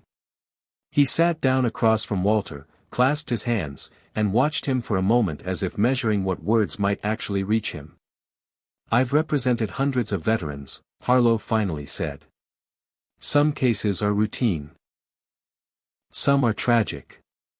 But yours," he paused, searching for the right word. "Yours left me thinking about something I hadn't considered in years." Walter looked up, brow furrowed but still silent. "The burden of silence," Harlow said. "The way men like you carry your pain so privately that no one even knows it's there. And the way this country forgets until it's forced to remember." Walter took a breath, slow and shallow. "There wasn't much to say," he said. "No one listens long enough to hear it." Harlow tilted his head slightly. "I listen." Walter studied him. "You never asked why I didn't fight harder. Why I let everything fall apart." Harlow smiled faintly. "Because I already knew the answer." "And what's that?" "You were tired," Harlow said. "Tired of holding everything. Tired of being the reliable one. Tired of doing everything right and still watching it all break anyway. After your wife died, the only system you'd ever trusted failed her. You didn't run. You just let the world forget you." Walter exhaled, the breath rattling in his chest. "She was everything," he said quietly. "She believed in me, in the army, in the doctors. She believed the country wouldn't let her down. When they did, I couldn't look at her memory and pretend I still believed in anything." Harlow leaned forward. "You're not the first soldier to carry invisible wounds, Walter. But your case made people look up.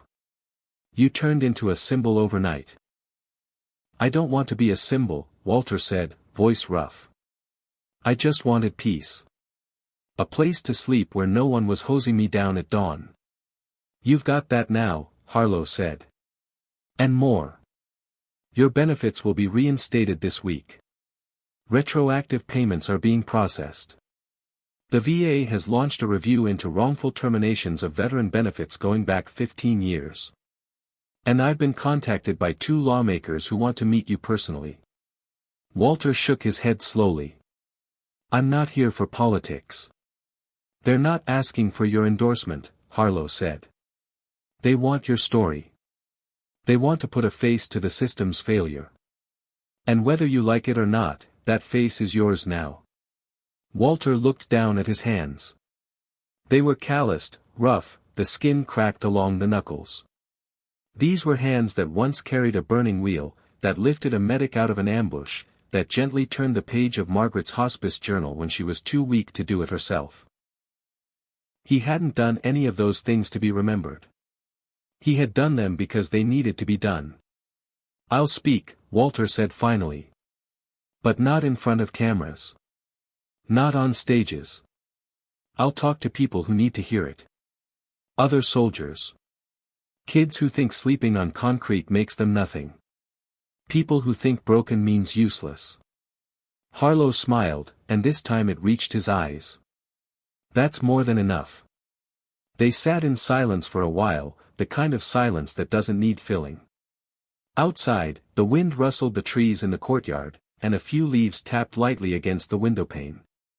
Harlow stood, reaching for his coat. "There's something else," he said. "A woman named Rebecca, your niece, she's been in contact with us. She's offered to help you settle back in, once you're ready to leave the center." Walter nodded slowly. She found me at the courthouse. She seems kind, Harlow said. And determined. She reminds me of Margaret, Walter replied. Same eyes. Same fire. Harlow moved toward the door but paused before opening it. Walter, you were forgotten by a system that owed you everything. That can't be undone. But what happens next, that's still yours to shape. Walter looked up and met his gaze. I'm not good with second chances. You survived Fallujah, 15 years on the street, and a courtroom full of silence, Harlow said. I think you'll figure it out. As the door closed behind him, Walter sat back against the wall. He glanced over at the nightstand, where his backpack lay next to the folded towel. He reached inside and pulled out the photo of Margaret, the edges soft and worn, the plastic wrap around it still intact. He held it in both hands and whispered, I'm still here, Maggie. I'm still breathing. For the first time in years, he believed it. The courtroom was unusually packed for a hearing that didn't involve murder, corruption, or scandal. News of Walter Grady's case had spread beyond Brooklyn, beyond New York, into military circles across the country. Veterans, young and old, had made the pilgrimage to the courthouse to see the man who once carried a medic through a war zone and who now carried the hopes of a forgotten generation. A row of soldiers in dress blues sat in the gallery, chests heavy with medals, eyes sharp and respectful. They didn't whisper or shuffle in their seats. They didn't come to be entertained. They came because they understood. Because they knew what it meant to be reduced to a line on a page or lost in a database or dismissed with the same ease as an empty coffee cup. Walter Grady sat at the defense table beside Richard Harlow, the two of them side by side like soldiers awaiting orders. Walter wore a clean white shirt, sleeves rolled up just enough to reveal the scars on his forearms. His beard had been trimmed, though he insisted on keeping some of the gray. It tells the truth, he had said when Harlow offered to have it shaved.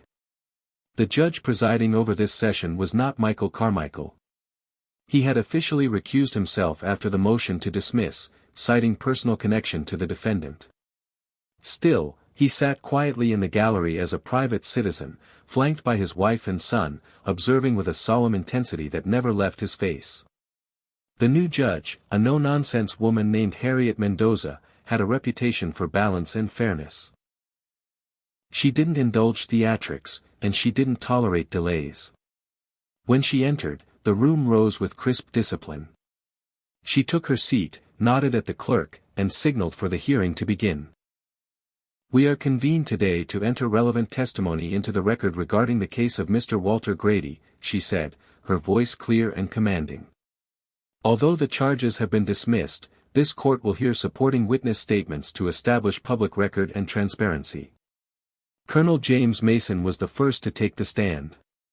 He walked with the posture of a man who had spent decades carrying secrets and leading others through danger. He took the oath with a calm voice, then turned toward the courtroom, his hands resting lightly on the edge of the witness box. I served with Staff Sergeant Walter Grady for 5 years, Mason began. I've seen many soldiers under fire. I've seen bravery in all its forms. But what Walter did during the convoy ambush outside Fallujah transcends duty. It was instinct, yes, but more than that, it was self-sacrifice at a level I've only witnessed once in my entire career. He went on to describe the ambush in detail, sparing nothing. The exploded truck. The leaking fuel. The decision Walter made to drive the burning rig away from the pinned convoy, fully aware it could ignite with him inside. He described the screams over the radio, the crackle of enemy fire, the cloud of smoke so thick they couldn't see 10 feet ahead. The courtroom hung on every word. Even Judge Mendoza leaned slightly forward. After the fireball detonated in the ravine, Mason continued, we thought he was gone. We were already preparing a casualty report. And then someone shouted that he was walking back up the hill. Limiting the blast radius probably saved 17 lives, including mine. But Walter didn't stop there. One of our medics, Private First Class Michael Carmichael, had been hit during the ambush and left behind during the retreat. Walter went back for him. 2 miles. Under fire. With shrapnel in his own leg. Mason looked over at Carmichael in the gallery. That medic is now a sitting judge in the state of New York. Judge Mendoza glanced toward Carmichael, who gave a small, solemn nod. Mason turned back to the court. I submitted a formal recommendation for a Distinguished Service Cross. It was lost in the red tape. His discharge came too fast. His paperwork was closed. And then, like that, Walter was gone. The courtroom was still, the silence not heavy but reverent. Mason reached into a folder and withdrew a photograph. This image, he said, lifting it for the court to see, was taken by a journalist embedded with our unit. It shows Walter carrying a wounded Afghan child to a helicopter during a humanitarian mission. That image ran on the front page of the New York Times in 2003. It became a symbol of compassion amid chaos. And then, just like Walter himself, it was forgotten. He handed the photograph to the bailiff, who passed it to Judge Mendoza. She studied it for a long moment before setting it aside with care.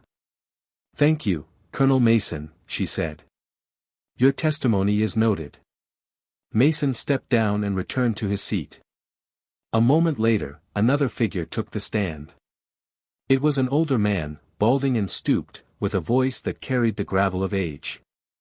His name was Samuel Foster, a former VA administrator who had overseen Walter's case file back in 2008. His presence had been unexpected, requested only the day before. I'm here today to accept responsibility, he said, without being asked. I was the one who flagged Walter's file as non-responsive after his address verification form was returned undeliverable. At the time, we had quotas to meet. Thousands of files. Not enough staff. I signed off on the suspension of his benefits. I didn't check twice. I didn't investigate. He cleared his throat. That decision, made in haste, robbed a decorated veteran of 15 years of support. No flags were raised because I didn't raise one. I was promoted 2 years later. He was left to die on the street. Gasps moved through the courtroom like a ripple on water. Judge Mendoza's expression didn't change, but her pen scratched across the page with quiet fury. Mr. Foster, she said, have you filed a formal admission of liability? Yes, he said, pulling a document from his folder. Signed and submitted this morning. I've also resigned from my advisory role. Walter watched the man return to his seat, his own face unreadable. But inside, something shifted. He didn't hate Foster.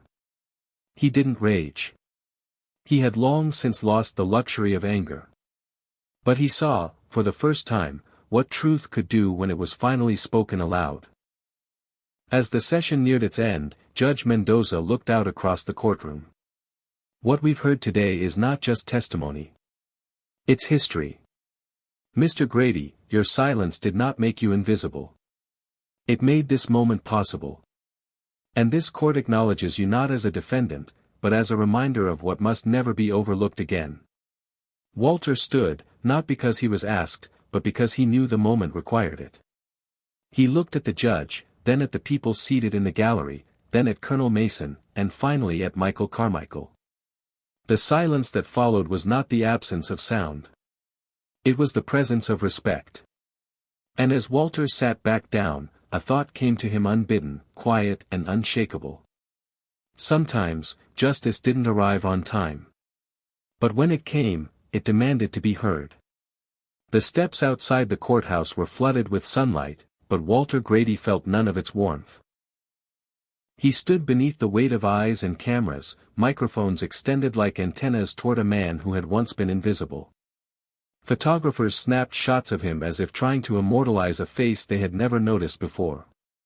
Reporters shouted questions in rapid succession, some curious, some exploitative, all pressing against the edges of the moment like vultures crowding a meal. Walter didn't answer. He didn't even blink. He simply stood still, his veteran's cap pulled low over his brow, the collar of his borrowed coat stiff from years of misuse.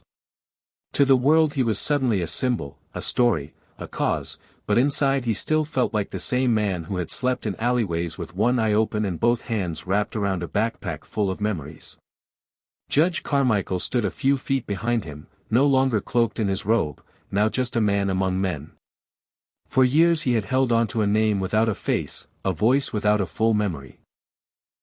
And now that the debt had revealed itself in flesh and blood, it weighed heavier than any gavel he had ever raised. He stepped forward through the press and reached Walter's side, resting a hand gently on his shoulder. Walter turned slightly, and for a second their eyes locked, not as judge and defendant, not even as rescued and rescuer, but as two men connected by a moment that never really ended. "I never got to thank you," Carmichael said, his voice low but steady. Walter's eyes narrowed slightly. "Didn't do it for thanks." "I know," Carmichael said. "That's why it matters even more." Walter gave a slow nod. The two men stood side by side in front of the cameras, both quiet, both still. Then a movement broke the tableau. Pushing past the reporters, a man approached them with hesitation etched into every step. He was short, balding, and wore a store apron that still had flour stains down the front. When Walter recognized him, his body tensed, not in fear, but in memory. "Mr. Grady," the man said, his voice trembling slightly. I didn't know." It was Mr. Morelli, the owner of the corner market where Walter had tried to take a loaf of bread not even a week earlier. The man who had called the police. The man who had set this entire chain of events in motion. He stood now like a boy caught in the act of cruelty, his hands wringing a crumpled paper bag as though he didn't know what to do with them. Walter looked at him, his face unreadable. "I thought you were just another troublemaker," Morelli said. "Another guy trying to get away with something. I didn't see you." "Not really. And I'm ashamed of that." The crowd hushed around them. Even the clicking of cameras slowed. Morelli stepped forward, extending the brown bag toward Walter. "I know this doesn't fix anything," he said. "But it's fresh. Baked it myself this morning." Walter looked at the bag. He didn't take it at first. He didn't move. Then, slowly, he reached out and accepted it, nodding once. "Thank you," he said, voice rough like gravel beneath boots. "Not for the bread. For the truth." Morelli's eyes watered as he stepped back. He didn't say another word. He just turned and disappeared into the crowd, leaving behind a silence that felt heavier than before. Walter looked down at the bag in his hands, fingers resting against the still warm crust of what once would have been called evidence. By the afternoon, the headlines had gone national. Homeless hero cleared of charges after courtroom revelation. Judge freed by the man who once saved his life. From combat to concrete, the redemption of Walter Grady. News anchors debated veteran care policies. Panelists on morning shows asked how many more Walter Gradis were sleeping in shadows. Hashtags surged. Comment threads exploded with outrage and sympathy. Donations poured in. People demanded investigations. And somewhere inside all the noise, something rare began to stir: action. The Veterans Legal Defense Alliance announced the formation of a new fund named after Walter, designed to provide legal aid and emergency support for homeless veterans. Carmichael himself pledged the first donation, a personal check written not for reparation, but for redemption. Rebecca, Walter's niece, began fielding messages from distant relatives who had seen her on television and wanted to reconnect. Walter watched it all unfold from a distance, never fully stepping into the center, never claiming the spotlight. He agreed to a single interview, a small veteran-owned podcast with less than 1,000 listeners, because, as he said, they're the ones who listen with more than their ears. In private, however, Walter remained cautious. He didn't trust sudden kindness. Not yet. Kindness had a way of showing up after the damage was done, after the weather had broken a man down into pieces. But there was one moment that cut through his armor more than the rest. It came 2 nights after the hearing, when he returned to the recovery center and found a package waiting on his bed. There was no note. No sender listed. Just a small box wrapped in plain brown paper. Inside was a folded American flag. Beneath it, wrapped carefully in velvet, was the bronze star that had never been formally pinned. He sat on the bed, flag in one hand, medal in the other, and for a long time he didn't move. He thought of Margaret, of the way she used to smile when he stood too stiff in his old dress blues. He thought of the child he carried to the helicopter, the screams in Fallujah, the weight of Carmichael's body slung across his back. He thought of the alley behind the record store where he used to sleep, the cold wind under the 7-Eleven awning, the bottle returns that had kept him fed. And then he thought of what came next. Because for the first time in years, there was a next. He placed the medal on the nightstand, beside Margaret's photo. He didn't need to wear it to feel its weight. He already had that, stitched into his bones. And somewhere in the distance, though he couldn't see it yet, the rest of the world was beginning to wake up to the debt it had long left unpaid. It had rained the night before, and now the morning air smelled of damp pavement and something faintly metallic, like rusted memory. Judge Michael Carmichael walked slowly through the halls of the Veterans Recovery Center, carrying a small duffel bag with a set of files and a flask of still-warm coffee. He wasn't scheduled to be there. He wasn't making a public appearance or preparing for a speech. He had asked the staff for a private meeting, not as a judge but as a man haunted by the image of another man carrying him through fire. For 20 years he had remembered bits and fragments. Shouts, smoke, pain, the crushing weight of shrapnel in his leg. And one voice, low and insistent, whispering, "Just keep breathing, kid. Your story's not done yet." That voice had carried him more than the morphine, more than the medics or the helicopter or the oxygen. That voice had pulled him from the edge. And now that the voice had a face, a name, and a story, Michael couldn't rest until he looked that man in the eye. He knocked twice on the door to room 6B. A beat of silence passed. Then a gruff, "It's open," came from inside. Michael stepped into the room and saw Walter Grady sitting by the window, a cup of black coffee in his hand, dressed in a clean flannel shirt and jeans. The window overlooked the courtyard where a pair of volunteers raked wet leaves into neat piles. Walter didn't turn right away. His gaze lingered on the movement of the rakes, the crunch of the leaves beneath boots, the way the wind kept trying to undo what people were working so hard to clean up. "I figured you'd come," Walter said after a moment. "Just didn't know when." Michael closed the door and set the duffel bag on the nearby table. "I thought about writing a letter. Seemed easier. Cleaner." Walter finally turned, his eyes calm but unreadable. "Clean isn't always honest." Michael nodded. "You're right. So here I am." He took a seat across from Walter. The silence between them was not tense, it was charged with meaning, like an electrical current waiting for someone to complete the circuit. "I've gone over that day in Fallujah more times than I can count," Michael began. "The blast. The screams. The pain. But mostly, I remember your voice. I never knew your name. Just Grady," shouted into chaos. "I spent years trying to find you." "You stopped looking," Walter said plainly, without accusation. "I got tired," Michael admitted. "I got busy. I got comfortable. That might be worse than forgetting." Walter sipped his coffee, then set it down gently. "You were a kid back then. A scared medic trying to do his job. And you were the man who carried me through hell," Michael said, his voice tight. "And then you disappeared, and I didn't do a damn thing about it. Until you walked into my courtroom in handcuffs." Walter looked at him, eyes steady. "I wasn't looking for you. Wasn't looking for anyone." "I know," Michael said. "But I needed to find you. Not for closure. For responsibility. You didn't just save my life.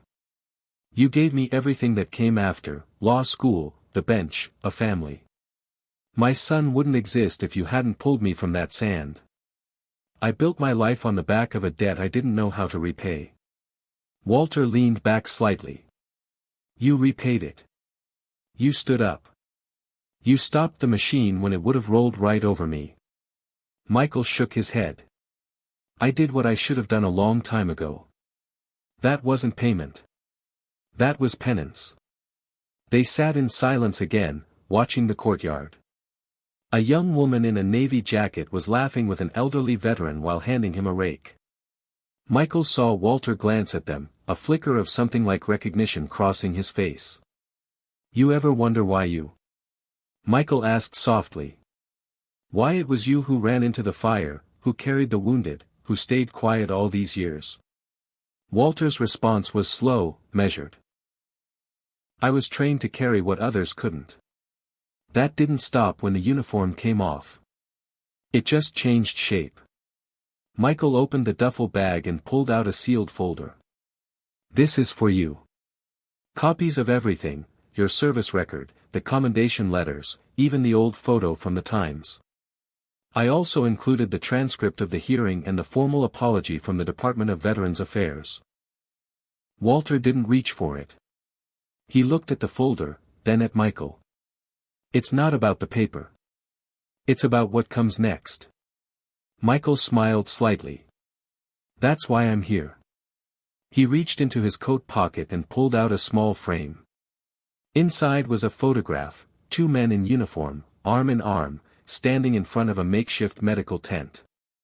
One young, unshaven, awkward in his stance. The other older, composed, with calm eyes. Both smiling. Both alive. I kept this on my desk for years, Michael said. Didn't know your name. Just knew I owed something I could never repay. He handed the frame to Walter, who took it slowly, as if it might vanish in his grip. He stared at it for a long time. The younger version of himself looked foreign now, like a figure in someone else's story. But Margaret had always told him that some moments don't fade. They wait. Michael stood, smoothing his coat. I won't take up more of your time. I just needed to say it. Face to face. Thank you, Walter. For everything. Walter didn't look up. He kept his eyes on the photo. But just as Michael reached for the doorknob, he spoke. You said I carried you, he murmured. But truth is, I carried a lot more than just one man that day. I carried belief. That what I was doing mattered. That someone would remember. Michael's hand paused on the door. You remembered, Walter added, his voice quiet. That's enough. Michael left the room without another word. Outside, the leaves had begun falling again, tumbling in little spirals toward the wet earth. Walter remained seated, the frame in his lap, the photo a window to a life he'd left behind.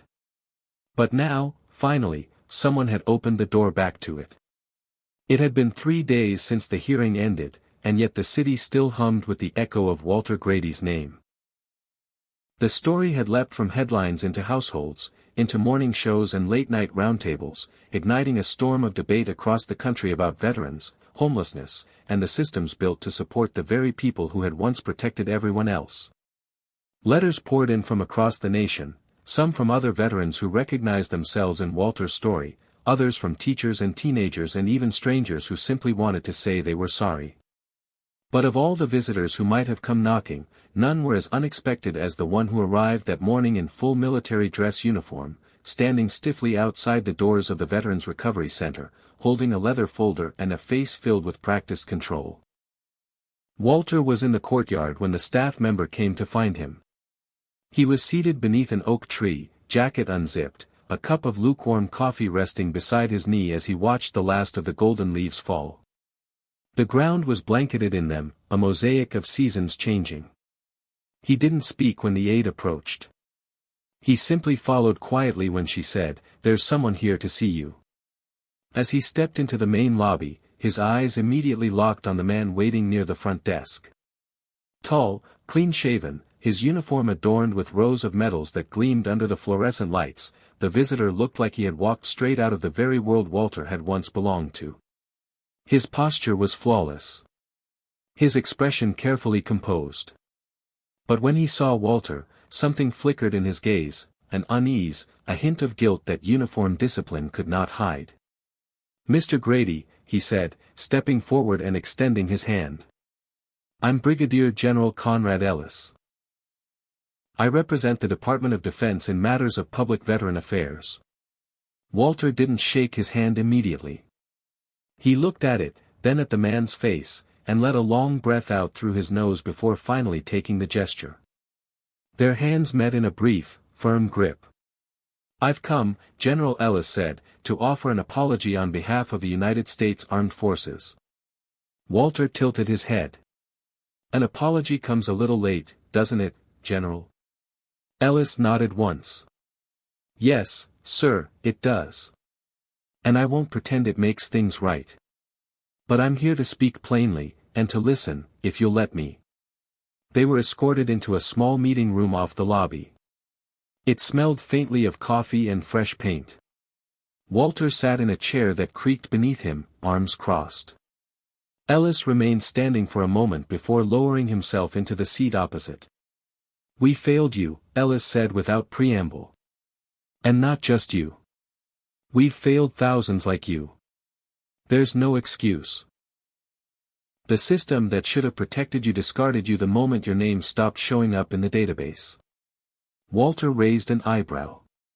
"I didn't discard myself. I just stopped answering letters no one ever followed up on." "I read your file," Ellis said. "Front to back. I saw the citations. The Bronze Star. The testimony from Colonel Mason. The mission logs.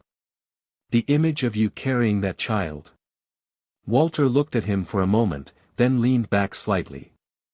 "Funny how all of that was in my file, and no one read it for 15 years. Ellis didn't flinch. "It's a disgrace. And it's mine to own." He opened the leather folder and laid it on the table. Inside was a formal letter with a gold seal embossed at the top, flanked by a small velvet box and a crisp military certificate. He slid them across the table. "This is a formal reinstatement of your service benefits, backdated to the original date of termination. The check will be issued within 72 hours. The box contains a duplicate Bronze Star with updated citation, approved at the highest level. And the certificate, well, that's ceremonial, but I figured if anyone deserves a ceremony, it's you." Walter didn't touch the items. He looked at them, then at Ellis. "Why are you really here?" he asked. "I know how these things go. Stories hit the press, pressure builds, and someone's gotta clean up the image." Ellis hesitated, then took a breath. "I'm here because I saw myself in your silence. I've had soldiers disappear under my command. I've watched men walk out of the barracks with medals on their chest and never come back again. And I've spent most of my career telling myself that wasn't my fault." Walter narrowed his eyes. "And now you're not so sure?" Ellis nodded. "I'm not sure about a lot of things anymore." They sat quietly for a moment, the hum of the heater the only sound in the room. "I didn't want a ceremony," Walter said at last. "Didn't need a plaque or a camera crew. I just wanted not to be forgotten." "You won't be," Ellis said. "And we're building something in your name to make sure of it. The Grady Initiative, it's being expanded into a national veteran re-entry program. Housing, legal aid, mental health. Not just band-aids. Real systems. With real oversight." Walter's face softened, just slightly. "You'll need more than my name to fix what's broken." "Agreed," Ellis said. "But every storm needs a flag to rally around. And you, Mr. Grady, you're that flag now, whether you ask for it or not." Walter picked up the velvet box and opened it slowly. The Bronze Star sat inside, polished, gleaming, undamaged by time or neglect. He closed the lid without a word and slid it back onto the table. "Keep it," he said. "Not because I don't want it. but because someone else out there might need it more. Find the next Grady. And don't wait 15 years this time. Ellis nodded.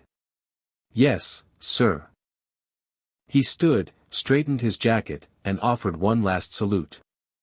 Walter hesitated, then returned it, not out of obligation, but because it still meant something. Because in that moment, he wasn't forgotten. He was a soldier. Still standing. As Ellis left the center, Walter sat alone for a long time in that little room, the letter and the certificate resting quietly beside him.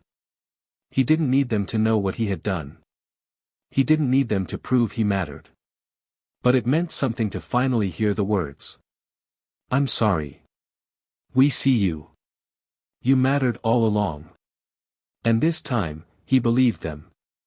The sky was gray when Walter Grady stepped out of the center that morning, the kind of gray that whispered of rain but held back just long enough to make you wonder. The ground was already slick from the drizzle that had passed before dawn, and the air had that cold, metallic tang that clung to your clothes and made you think of old war zones. Walter wore his navy coat, the same one he'd used through years of winter on concrete, but today it felt lighter, almost like it didn't belong to that past anymore. He wasn't walking anywhere in particular, just letting his feet guide him while the city stirred to life around him. Traffic mumbled through the avenues, people hurried with umbrellas tucked under their arms, and everything moved as though it had always been this way. But for Walter, every step felt different now. Like the pavement itself recognized his weight. As he passed the bus stop near the corner of Grant and 6th, he noticed a young man sitting alone on the bench, hunched forward, a duffel bag between his knees. His buzz cut was damp from the mist, and he wore a worn-out army jacket that looked like it had seen too many seasons. Walter slowed his steps. He knew that look. Not the haircut, not the uniform, but the silence, the stillness of someone holding the world in their chest and trying not to let it leak out. You waiting on something? Walter asked as he stopped a few feet away. The young man looked up, startled, then nodded slowly. Yeah. Bus. Walter smiled faintly. Doesn't look like it's coming anytime soon. The man shrugged. That's all right.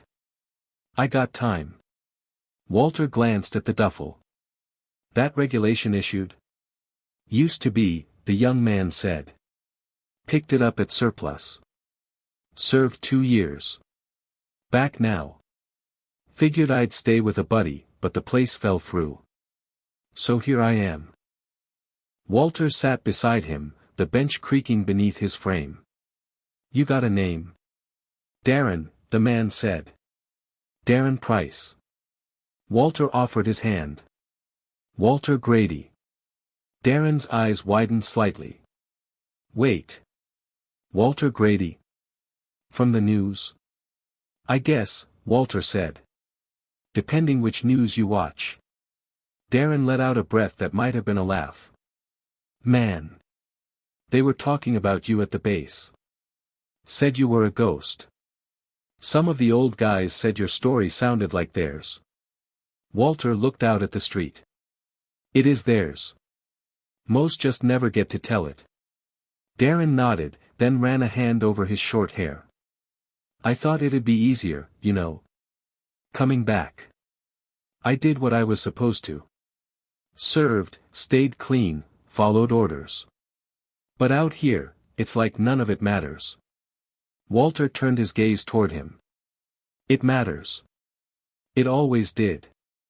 The trick is remembering that when nobody else does. Darren looked down at his boots. They told me I'd get housing in 6 weeks. Until then, I'm kind of in limbo.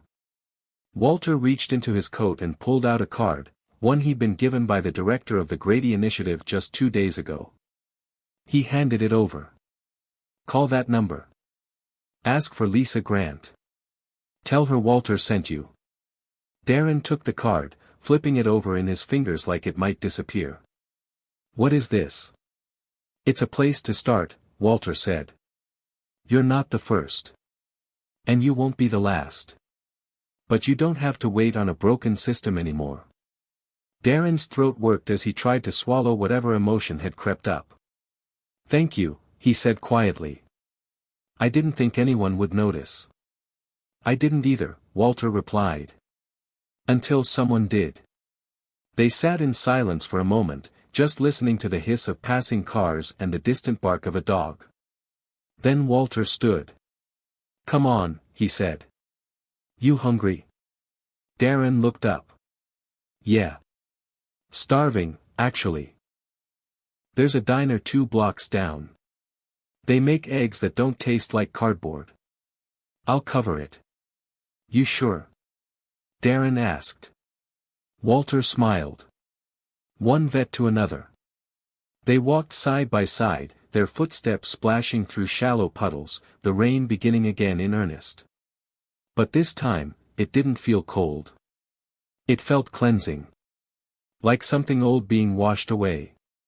Inside the diner, the waitress recognized Walter. She didn't say anything, just gave him a nod that spoke of respect and brought out 2 hot coffees without being asked. They sat in a booth near the window, steam rising from the cups, and for the first time since his courtroom release, Walter felt a kind of peace that wasn't tinged with guilt or sorrow. It was simple, quiet, earned. As Darren tore into his eggs and toast, Walter watched the rain trail down the glass.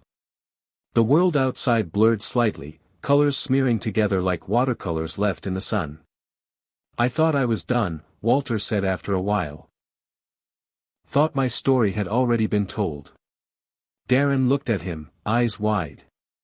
"No way, man. Your story's just starting."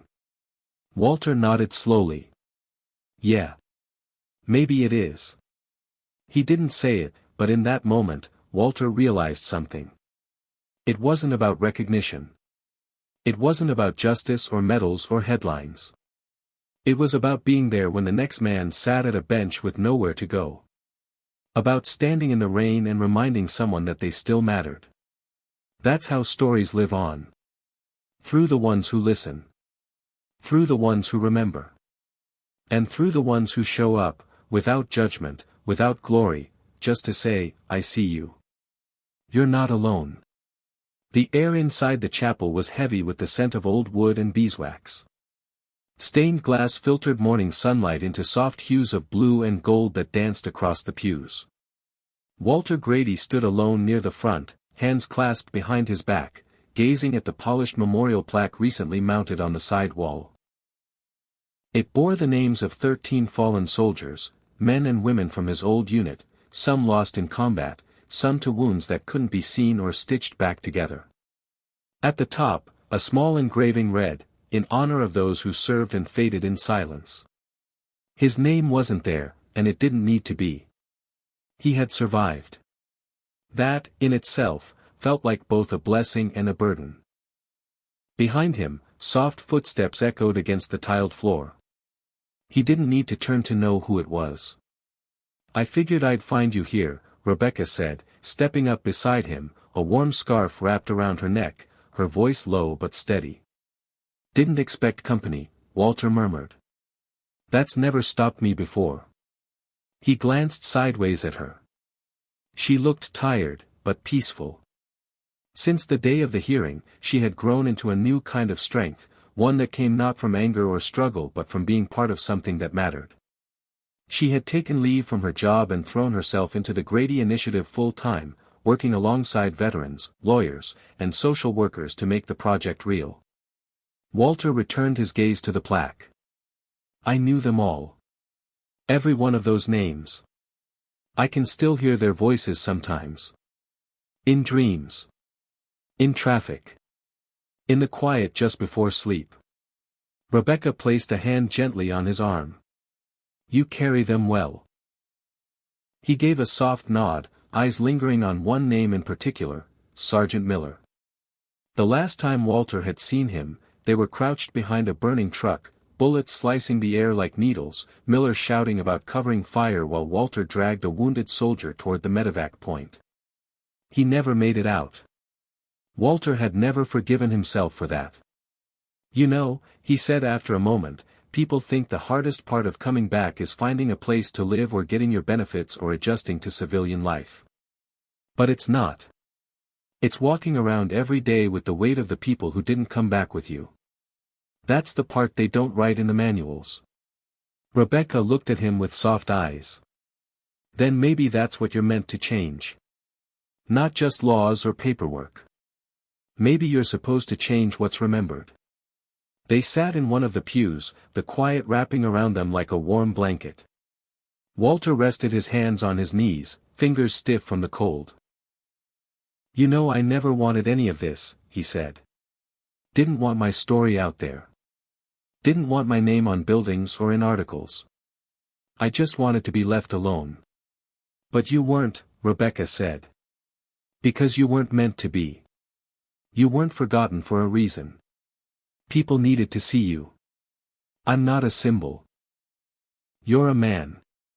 But sometimes, a man becomes a symbol whether he wants to or not. And that matters. Because the world is full of people who need to know someone like you made it. That someone like them still has a voice. Walter looked down, silent for a long moment. Then, softly, I still miss her. Margaret.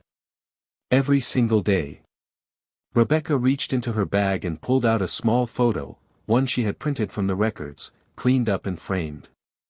It showed Walter and Margaret at a base family event, both laughing, mid-dance, her eyes locked on his like he was the only thing that existed. She handed it to him. I thought you might want this. Walter stared at it.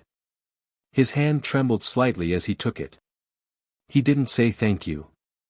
He couldn't. His throat closed too tightly for words. He simply nodded, eyes never leaving her face in the picture. They left the chapel together and walked across the grounds to the community garden, where several volunteers were preparing beds for the winter. A group of veterans stood nearby, drinking coffee, laughing about something one of them had said. Darren was there too, the young soldier from the bus stop, now wearing a new jacket, a clipboard in one hand, checking off items as others worked. When he saw Walter, his face lit up with the kind of respect that didn't need to be spoken aloud. Walter gave him a nod. Darren jogged over. We just finished the final layout, he said, excitement bubbling beneath his voice. Raised beds, irrigation, all of it. The garden's going to help feed everyone in the center. Walter looked over the plots and tools, then back at Darren. You leading the team? I guess I am, Darren said, rubbing the back of his neck. I mean, they asked me, and I figured, why not? You said yes, Walter said. That's leadership. Darren grinned. Feels good. Like I'm building something again. You are, Walter replied. And don't forget it. Rebecca placed a hand on Walter's shoulder. There's an event tonight. A quiet one. Just some of the local families, vets from the center, staff. We're planting a memorial tree. Thought you might want to say a few words. Walter shook his head at first, then paused. He looked around, the garden, the people, the quiet strength blooming around him. I'll think about it. That night, under strings of soft lights and the hush of evening wind, Walter stood before a crowd of familiar faces. They were not reporters or politicians. They were people who had lived what he lived, lost what he lost. As he stepped forward to speak, he wasn't nervous. He wasn't ashamed. He was present. Grounded. Alive. And for the first time in years, he felt something deeper than survival. He felt home. The shovel hit the earth with a dull thud, splitting the soft soil beneath the fading light of dusk. Around the circle stood a quiet gathering of men and women, veterans, staff members, neighbors, and a few families holding candles that flickered in the gentle evening breeze. In the center of the group stood Walter Grady, sleeves rolled up, his hands stained with dirt, his breath steady as he worked the ground beneath the young tree they were about to plant. The sapling, a white oak, stood upright beside him, its thin trunk wrapped in burlap, its roots waiting to find home in this patch of earth beside the Veterans Recovery Center. The plaque at its base read, "In honor of those who were lost and those who lived to carry them." Walter didn't speak yet. He didn't need to. The silence said more than any words could. This wasn't a ceremony for applause or headlines. It was for the fallen, for the forgotten, and for the ones who, like him, had survived long enough to tell their stories. Darren stood nearby with Rebecca, both watching Walter closely. Darren held a small tin box, which had been passed around earlier for anyone who wanted to write the names of friends or loved ones they'd lost. The box now held more than 30 slips of folded paper, each one a memory, a name not to be lost in time. When Walter finally finished digging, he stepped back, wiped his forehead, and looked up at the group. The last rays of sunlight broke through the clouds and caught the leaves of the young oak, casting a golden sheen across the faces in the crowd. He let the moment sit, then cleared his throat. "I never thought I'd be here for something like this," he said, voice low but clear. "Didn't think I'd still be standing, to be honest. There were nights I thought I'd fade into the sidewalks. Days I wondered if anybody even remembered we were still out here." He looked at the tree.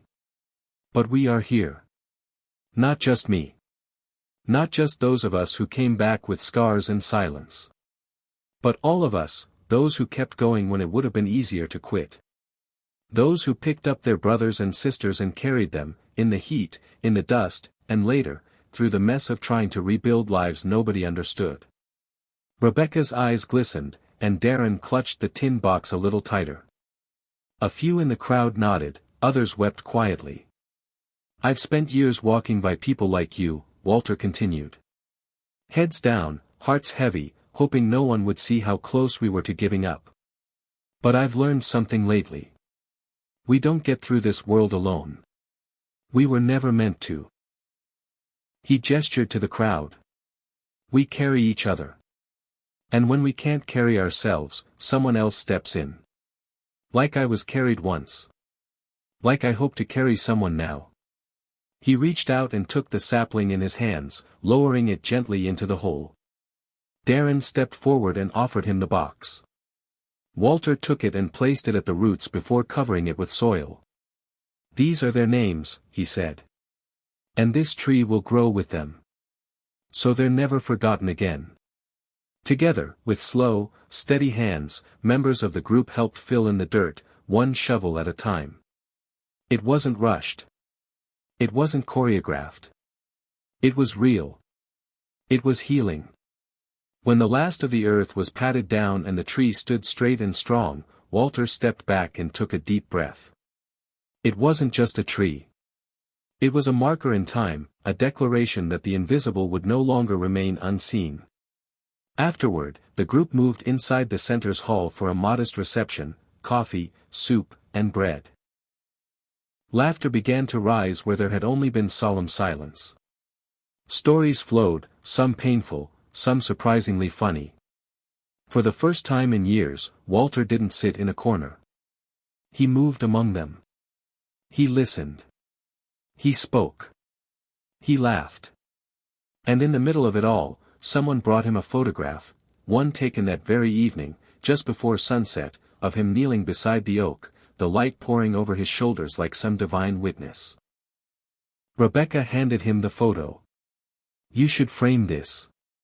Walter looked at it, studied his own face, the way his eyes seemed both tired and alive. "I think I will." As the night wore on, a young girl, maybe 10 years old, approached him with a crayon drawing clutched in her hands. It showed a man in a soldier's uniform standing beneath a tree, surrounded by little stars with names in them. She didn't say much, just handed it to him and whispered, "Thank you for saving people." He blinked back the heat in his eyes, kneeling to her level. "You saved someone too, giving them this." She smiled and skipped away. Walter looked at the drawing for a long time, holding it gently like it was made of glass. For the first time in decades, he felt something stir that had once been lost entirely, hope. Later that night, long after the others had left, Walter returned to the oak alone. The moon hung low, a pale watchman in the sky. He stood beneath the branches and whispered names. Names from battles long past, names of friends who never made it home, names that had once haunted him but now felt like quiet companions in the stillness. He touched the bark and closed his eyes. "Rest easy," he whispered. "I've got it from here." The morning news had barely aired before the calls began. The segment was only 4 minutes long, tucked between traffic updates and weather forecasts, but it struck a nerve. The camera had captured the evening vigil around the oak tree, the way the light hit the plaque, the quiet dignity of the moment, and most of all, Walter Grady's words as he planted the names of the fallen into the earth.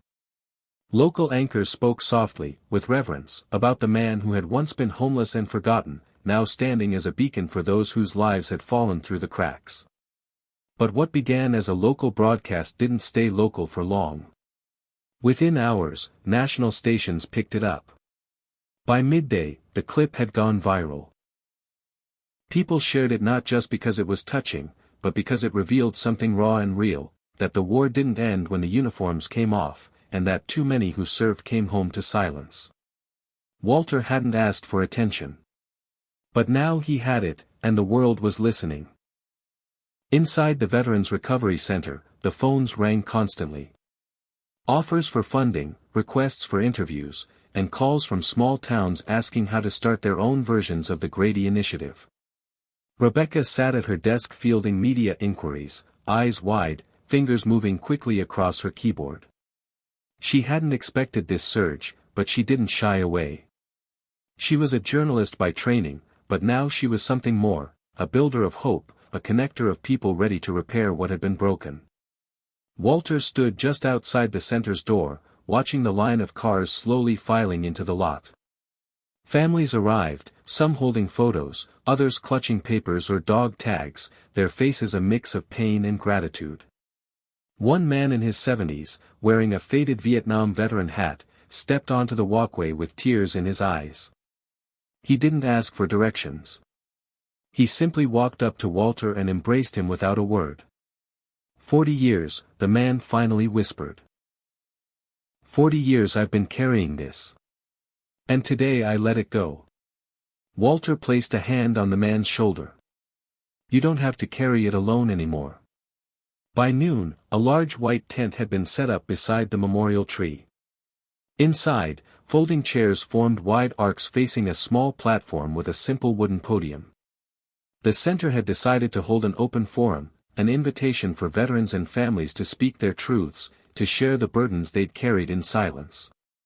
Walter hadn't planned to speak again, but when he stepped into the tent and saw the faces, some young, some old, some scarred inside and out, he knew he had to. He waited quietly as others spoke first. A young woman told the story of her brother who had come home from Afghanistan only to vanish into the streets of Denver. An older man confessed how he'd hidden his pain for decades because men in his generation weren't allowed to cry. A mother held up her son's medal and said he never got the support he was promised. Each voice was like a thread, weaving a tapestry of pain, loss, and the desperate need to be seen. When Walter finally stepped up to the podium, he didn't prepare notes. He didn't need to. He let the silence settle before he spoke. We have all carried ghosts, he began.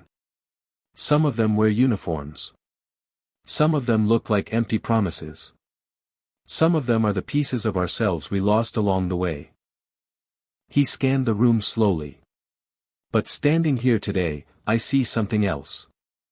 I see people ready to stop hiding. I see healing. And more importantly, I see a future. He paused, then added, we can't bring back the ones we've lost. But we can make sure the ones who remain aren't lost, too. We can build something different. Something better. Applause didn't come in a roar, it came in a wave, slow, reverent, as if everyone understood this wasn't a speech. It was a promise. After the event, Walter returned to his small room at the center. He sat by the window, watching the sun begin its slow descent beyond the trees. The photograph of him and Margaret still sat on the nightstand, now joined by the crayon drawing the little girl had given him. On the windowsill, a small stack of letters was growing. Some were thank you notes. Others were cries for help. He read every one. Later that evening, Rebecca knocked on his door and stepped inside holding a file. "You're not going to believe this," she said. "A retired senator wants to meet with you. A foundation in Chicago wants to name their new housing project after the initiative. And the Secretary of Veterans Affairs just left a message on our voicemail." Walter raised an eyebrow. "That's a lot for one day." Rebecca grinned. "You started something bigger than any of us imagined." He leaned back, arms crossed. "I didn't start it. It was already there, just needed a little light." She nodded. "Still, people are asking what's next." Walter looked out the window again. "We keep going. We build.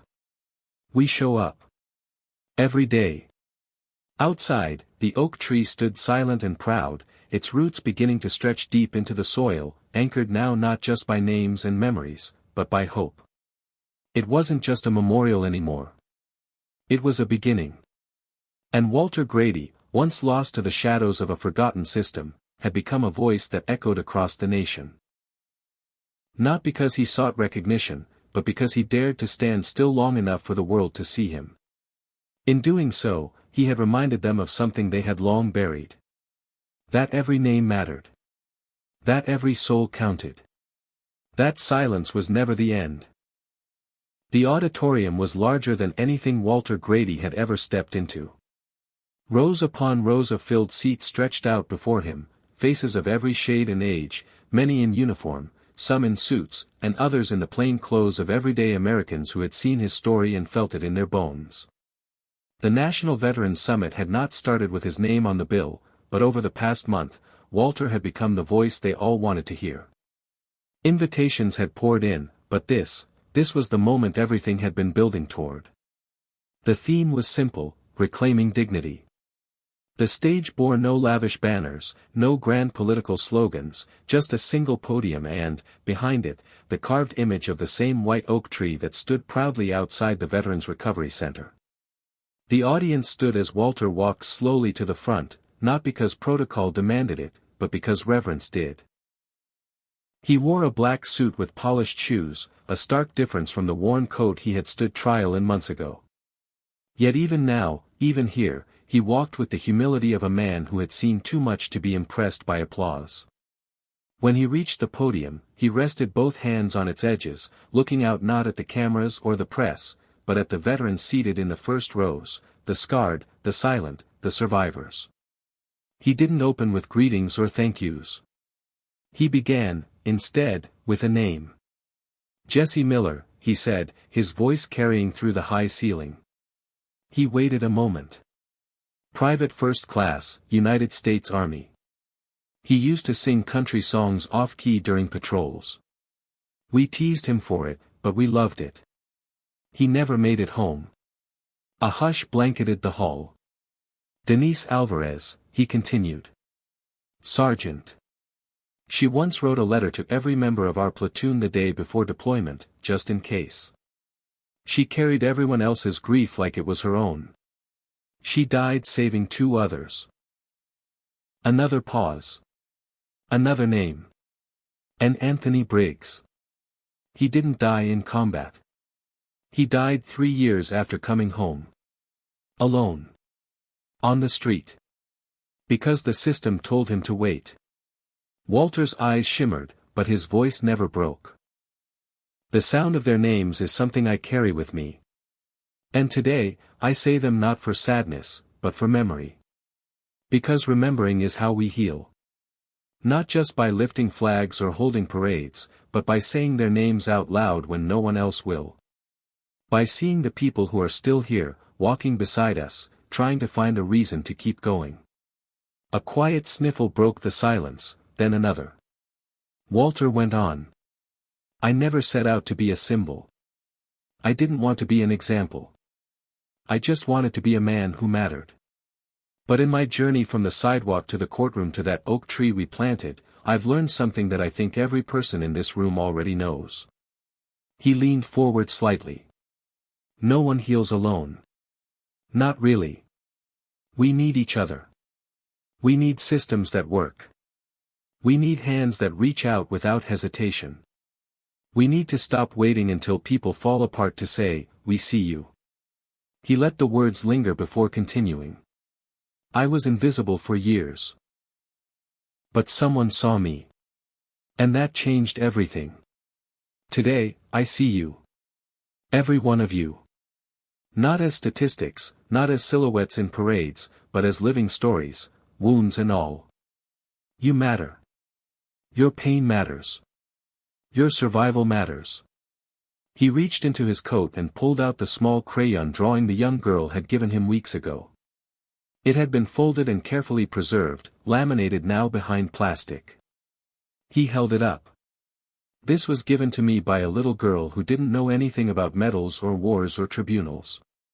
She just saw someone who tried to help. This is what hope looks like. Messy. Simple. Bright. She reminded me what we fight for. Not for glory. For grace. The room was silent, sacred. So I ask you today, Walter said, voice deep with purpose, when you leave this room, don't let the silence return. Say their names. Share your stories. Listen to the ones who haven't found the courage yet. Plant something. Build something. Stand beside someone who feels forgotten and remind them that they are not alone. He looked out at the crowd, eyes locking briefly with Darren, who had flown in for the summit, sitting near Rebecca and the rest of the initiative team. If one voice in a courtroom can ripple into all this, imagine what we could do together. He stepped back. The applause didn't come in a wave. It didn't erupt like at a concert. It began in silence, with people standing slowly, clapping with dignity. Some wept. Others saluted.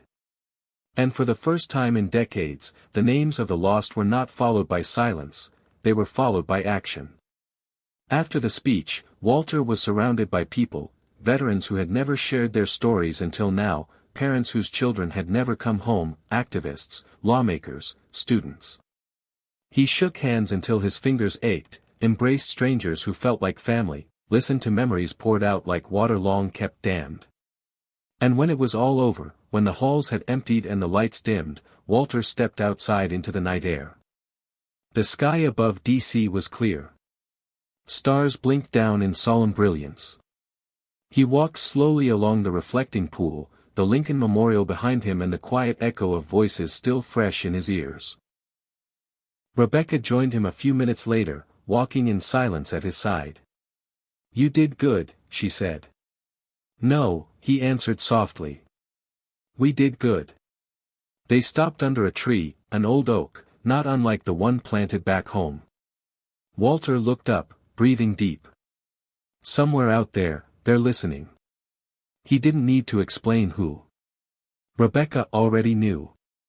And far beyond that night, beyond the cameras and headlines, the names continued to be spoken. One by one.